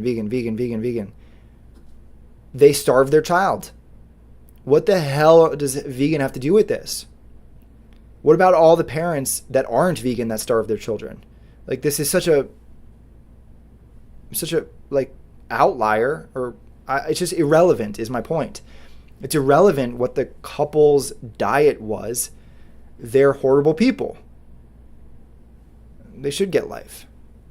But why are you promulgating the word vegan in the news reporting thereof? It's like when I was 18 and I first went vegetarian, I remember I went out with a friend of mine and his family, his extended family. It was like a family reunion. We went to a steakhouse, and the uncle turns to me, and he's a hunter and everything, so it's really near and dear to his identity to eat meat. And he turns to me and he says, "You know, I knew someone who died of cancer who was a vegan." I'm like, okay. And I said, "What about all the people who died of cancer who weren't vegan?" And he just shut up. I mean, you can point to like one-off examples. You can point to anecdotes all day long. Every diet can do that. Every group, every tribe can do that. Every diet tribe has an incentive to anecdotalize their stories, these fringe outlier stories, and leverage them because there's an incentive to try to instill fear or to try to stigmatize. And I'm not going to do that. It's just silly. All the people who get cancer who don't eat a vegetarian diet, you're not going to talk about them. Like, give me a break. Here's another example. We're going to move on quickly. This was in The Guardian. PR campaign may have fueled food study backlash, leaked document shows. Eat Lancet report recommended shift to more plant-based, climate-friendly diet, but was extensively attacked online. This is what we just talked about, the Eat Lancet report. A leaked document seen by the climate website Desmog reveals that helping to fuel this backlash was a PR firm, Red Flag, which represented the Animal Agricultural Alliance, a meat and dairy industry coalition set up to protect the sector against emerging threats, and which has staff from Cargill and Smithfield Foods, two of the world's five largest meat companies on its board. Desmog has seen a document from the PR firm which states, in the 2 weeks following publication of the Eat Lancet report, this campaign's messages have continued to demonstrate remarkable successes. Key stories returned time and again in traditional and social media to reach major online influencers, particularly highlighting the radical nature of the Eat Lancet diet and hypocrisy criticisms leveled at the Eat founders. Go back and watch my lecture titled Big Ag and Food Industry Influence in Nutrition, and we provided umpteen examples of this sort of misinformation stemming directly from the food industry and big ag to shape public perceptions, to smear plant-based alternatives or the vegan movement or the nutrition scientists themselves. I think it goes without saying, but maybe not, I guess not, that bugs are not plants. And so it's so funny, like people lump it in all the time, this dystopian push. So this is even on Natural News, which is generally a great site. Critics slam WHO for declaring war against meat and calling for worldwide shift to plant-based diets by 2025. Salacious wording, war against meat. I mean, they're saying if you want to live longer, eat less processed and red meat. Yeah, they are calling for a worldwide shift to plant-based diet. This is obviously an older article from 24. But as we've seen, the world is not shifting. And then down here, they're talking about some of the critics and other critics accused Tedros of hypocrisy, such as Dr. Kat Lindley, who wrote, quote, "I wonder what plant-based delicacy he eats every day, and is he eating insect snacks when he is hungry?" What? Dude, the Eat Lancet people never said eat bugs. Oh my God. I mean, bugs are not healthy to eat anyway. And it's gross. Like, stop it. That's not... Bugs are animals. We're saying don't eat animals. This is retarded. This is an IQ test. Isn't it I mean, do you guys agree? This is like a freaking IQ test. The vegans are not saying eat more bugs. And they're not saying eat lab-grown meat either. Lab-grown meat is grown from animal stem cells. It's identical. It's real meat. It might be a little higher in alpha-gal, as we pointed out, but it's animal meat. It's just grown into petri dish without the... Look, I mean, you can make an ethical argument for it, fine, but as far as health outcomes, it's the same.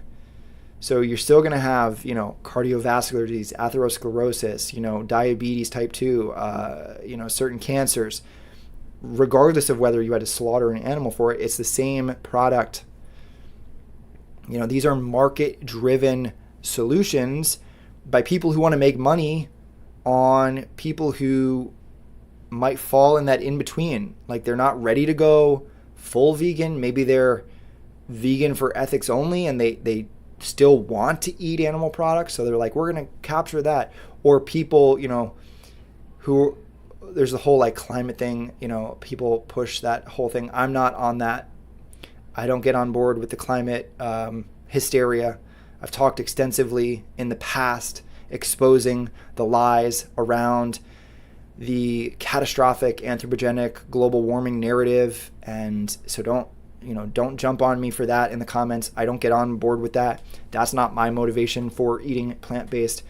But, there's a lot of people are going to start switching away to plant-based alternatives for that reason. And so there's people who are pushing the lab-grown meat specifically for them. They're like, oh, look, you can still eat the meat without the guilty conscience of, methane farts or whatever from the cows. Yeah.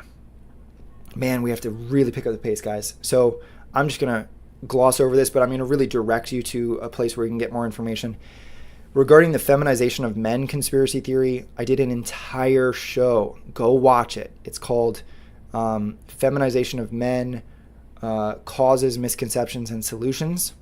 And we talk extensively about how the phytoestrogens found in certain plant foods, specifically soy, flaxseed, sesame seed, and many other foods, are protective of your endocrine system. They're going to protect your testosterone. They're going to block mammalian estrogens, which are bioidentical. They're going to be coming from things like milk, from cows or sheep or wherever, goat milk. Those estrogens would otherwise bond to your alpha receptors in your endocrine system and step on that gas pedal of cancer cell proliferation and feminization, whereas your phytoestrogens from plants are going to bond with your beta receptor sites, thereby blocking the affinity or ability for mammalian estrogens and xenoestrogens and phthalates, gender bender chemicals, to land on that receptor site. And the higher, generally speaking, there is a threshold, but it's quite high. It's far more than most people realize. We go through the numbers in that lecture. But the more phytoestrogens you have in your body, generally speaking, you're going to have better health outcomes, not just in terms of preventing that feminization from occurring, but also in terms of certain cancers and other endocrine disorders. Now, that's me running through it very quickly. I present all of the evidence, all of the science. It's a very long episode. We talk all about the feminization of men and the true causes. Obesity is up in America. It's way up. Alcoholism, or just alcohol consumption, I should say. Lack of sleep. These are all things that are going to affect your testosterone. Aromatization, we can go down the list, but it's not, coming from your plant foods. Your plant foods are going to be extremely hard, borderline impossible to consume that much foods, that many phytoestrogens, unless you were deliberately trying to feminize yourself as a man. And the idea that, there's this soy boy insult and all of these people. Look, you're talking about, the numbers don't even make sense. You're talking about 2% of America are vegan. So basically 1% are men who are vegan. So why are, all these conservatives bandying about this soy boy pejorative when it's literally 1% of the American population are men who are vegan, and yet we're seeing massive rates of feminization and these problems that people are pointing at. Look, there are so many pollutants in the environment. We have a pesticide crisis on our hands. There are so many gender bender chemicals. And guess what? You want to really point to the culprits? Dairy and poultry are going to be your highest sources of phthalates, dietary phthalates. That's right, your gender bender chemicals. So if you really want to point the finger at the feminization of men as a conspiracy theory, it's not plant foods. It's not veganism. It's going to be dairy primarily and poultry primarily. So let's sound the alarm. Let's amplify that message, because those are some of the true sources. I'm not going to go over this again. Yes, the food industry is sowing distrust of nutrition scientists. I did how to find Truthful Nutrition Information as a lecture. Go watch that. Let's quickly wrap up here. Let's run through, in my opinion, this is my own list, the 16 best pieces of evidence supporting a whole food plant-based diet. So this is, and by the way, go watch my other lecture called Humans Are Not Carnivores, because that's sort of the flip side of this, when you can clearly establish that we're not carnivores, and then we look at this evidence, you're going to see that there's a convergence of anatomical evidence, but also the four primary pillars of nutrition science: epidemiology, preclinical, clinical, and Mendelian randomization, in addition to multi-omics, which is a more nascent field of nutrition research, if you will. And they all converge. All 6 of those that I just mentioned point out the risks of eating higher percentages of your diet from animal products and the benefits from eating higher percentages of your diet from plant foods and mushrooms. So here are some of the best examples of evidence that hopefully will calm your nerves, that stand in stark contrast to the fear-mongering from the anti-vegan warriors. Number 1, only a whole food plant-based diet has been proven in randomized, double-blind, placebo-controlled trials to halt and reverse coronary heart disease, the leading cause of death worldwide. And this result was measured in over 99% of participants who adhered to the prescribed diet.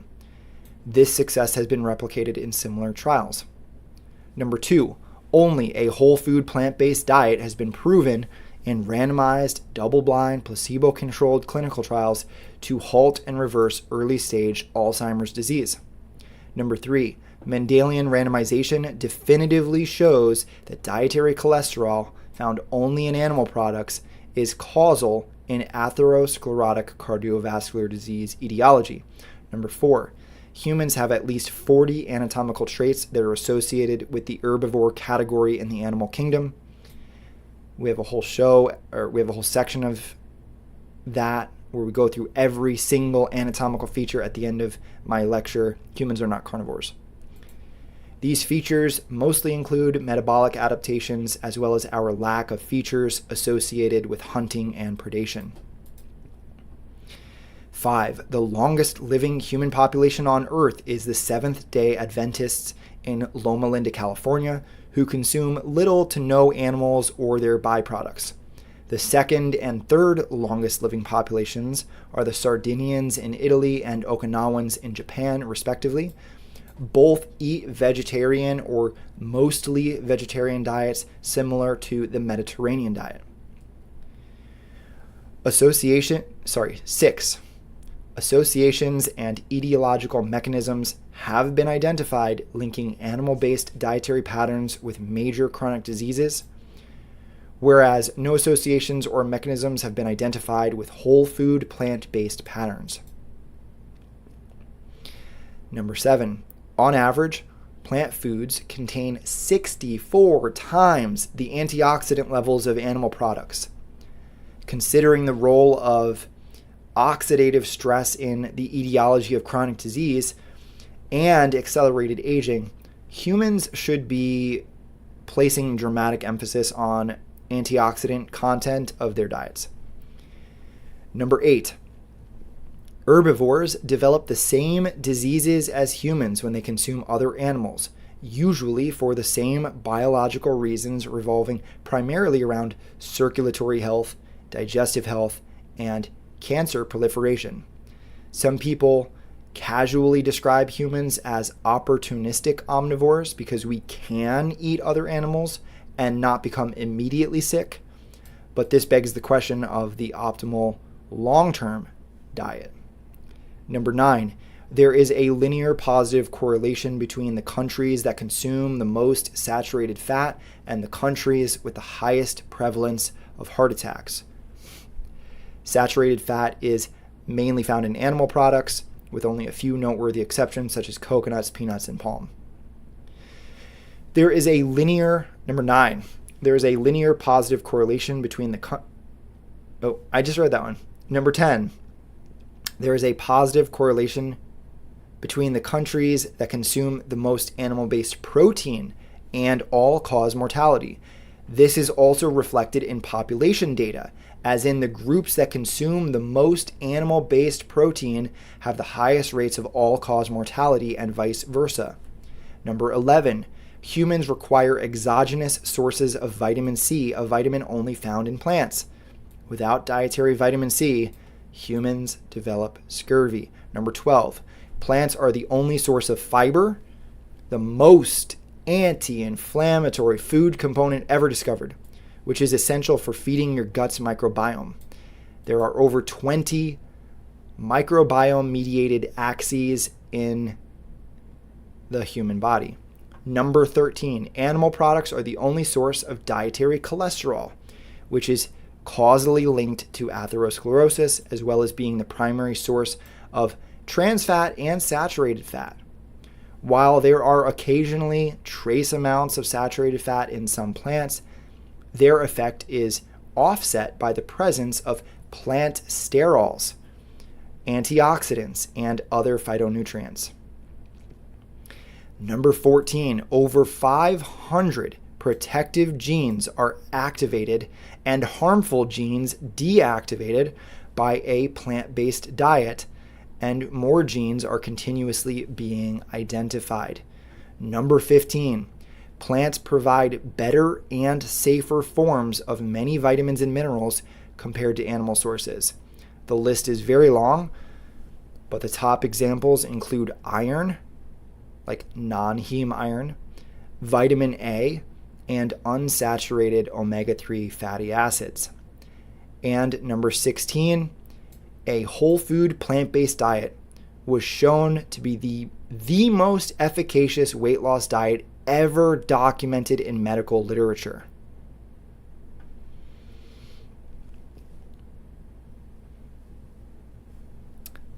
As I mentioned, we have the intersection and the convergence of epidemiology, preclinical and clinical data, and Mendelian randomization, as well as the anatomical evidence and multi-omics, which all are very much pointed at a plant-dominant diet. And this entire discussion, I would say, is based on health outcomes, but we would be remiss to forget that, the ecological unsustainability of a world with a meat-heavy diet is catastrophic, right? Because, and people don't like to hear this, especially those who eat meat. I'm sorry. I'm just pointing out facts. Animal agriculture is the primary reason for deforestation and ocean dead zones via fertilizer and pesticide runoff and what do they call it, like animal refuse or whatever.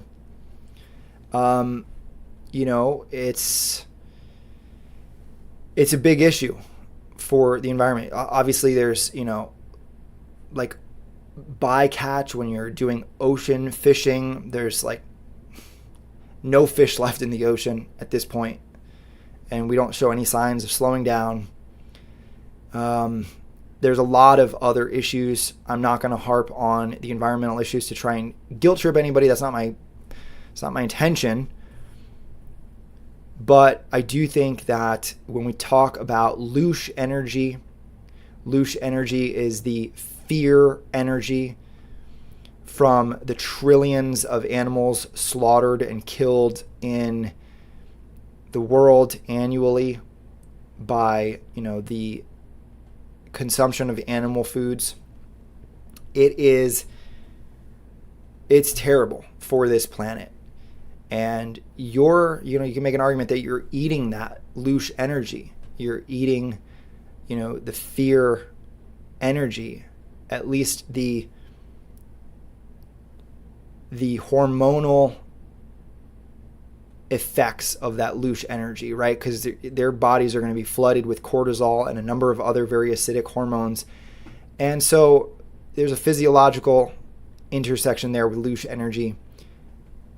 I believe that comes from Robert Monroe's work, the idea of loosh energy, those archons that are, controlling our reality. They feed on loosh energy, and it blows my mind that people are okay with that because they only think about their own little footprint or their own contributions to those numbers.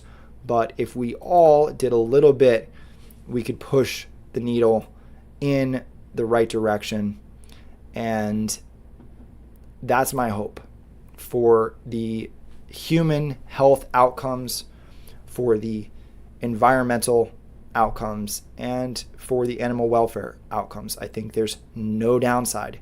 It's probably a lot cheaper to go plant-based anyway, as the top 2 charitable organizations that feed the poor around the world, they do it in a plant-based way because they understand that the economics are behind it. You can't feed the world animal products. Is very expensive, but you can feed them rice and beans and other such things. And that's why meat consumption increases per capita as wealth does. So you can make a financial argument there too.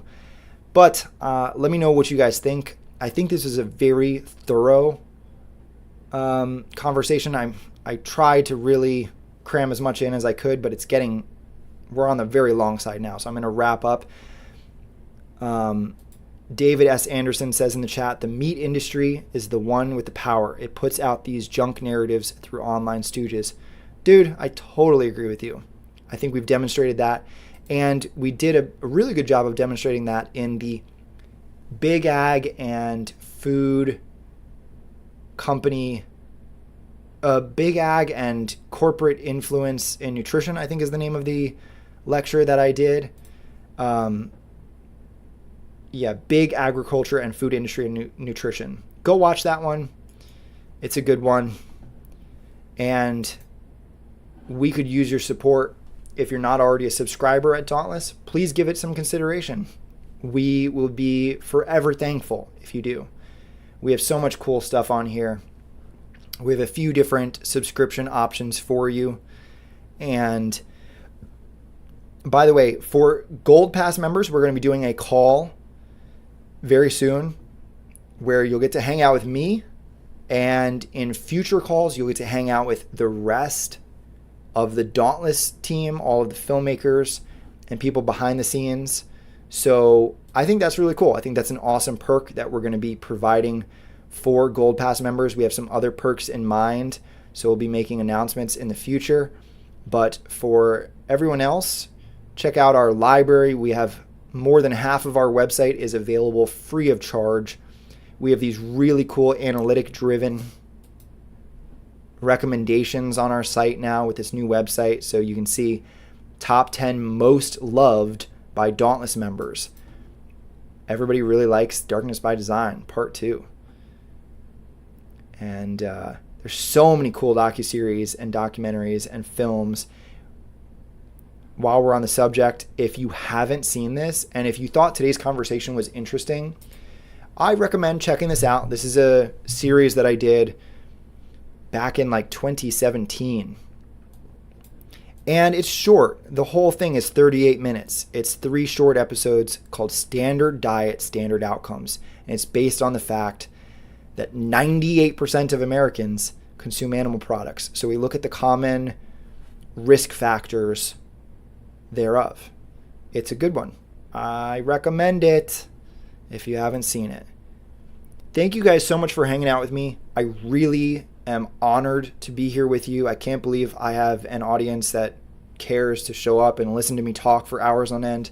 That touches me, and I hope that this lecture touched you. If it did, please consider sharing it with friends and family. Smash that like button, and I'll see you guys in the next one. Thank you so much for hanging out. Stay healthy.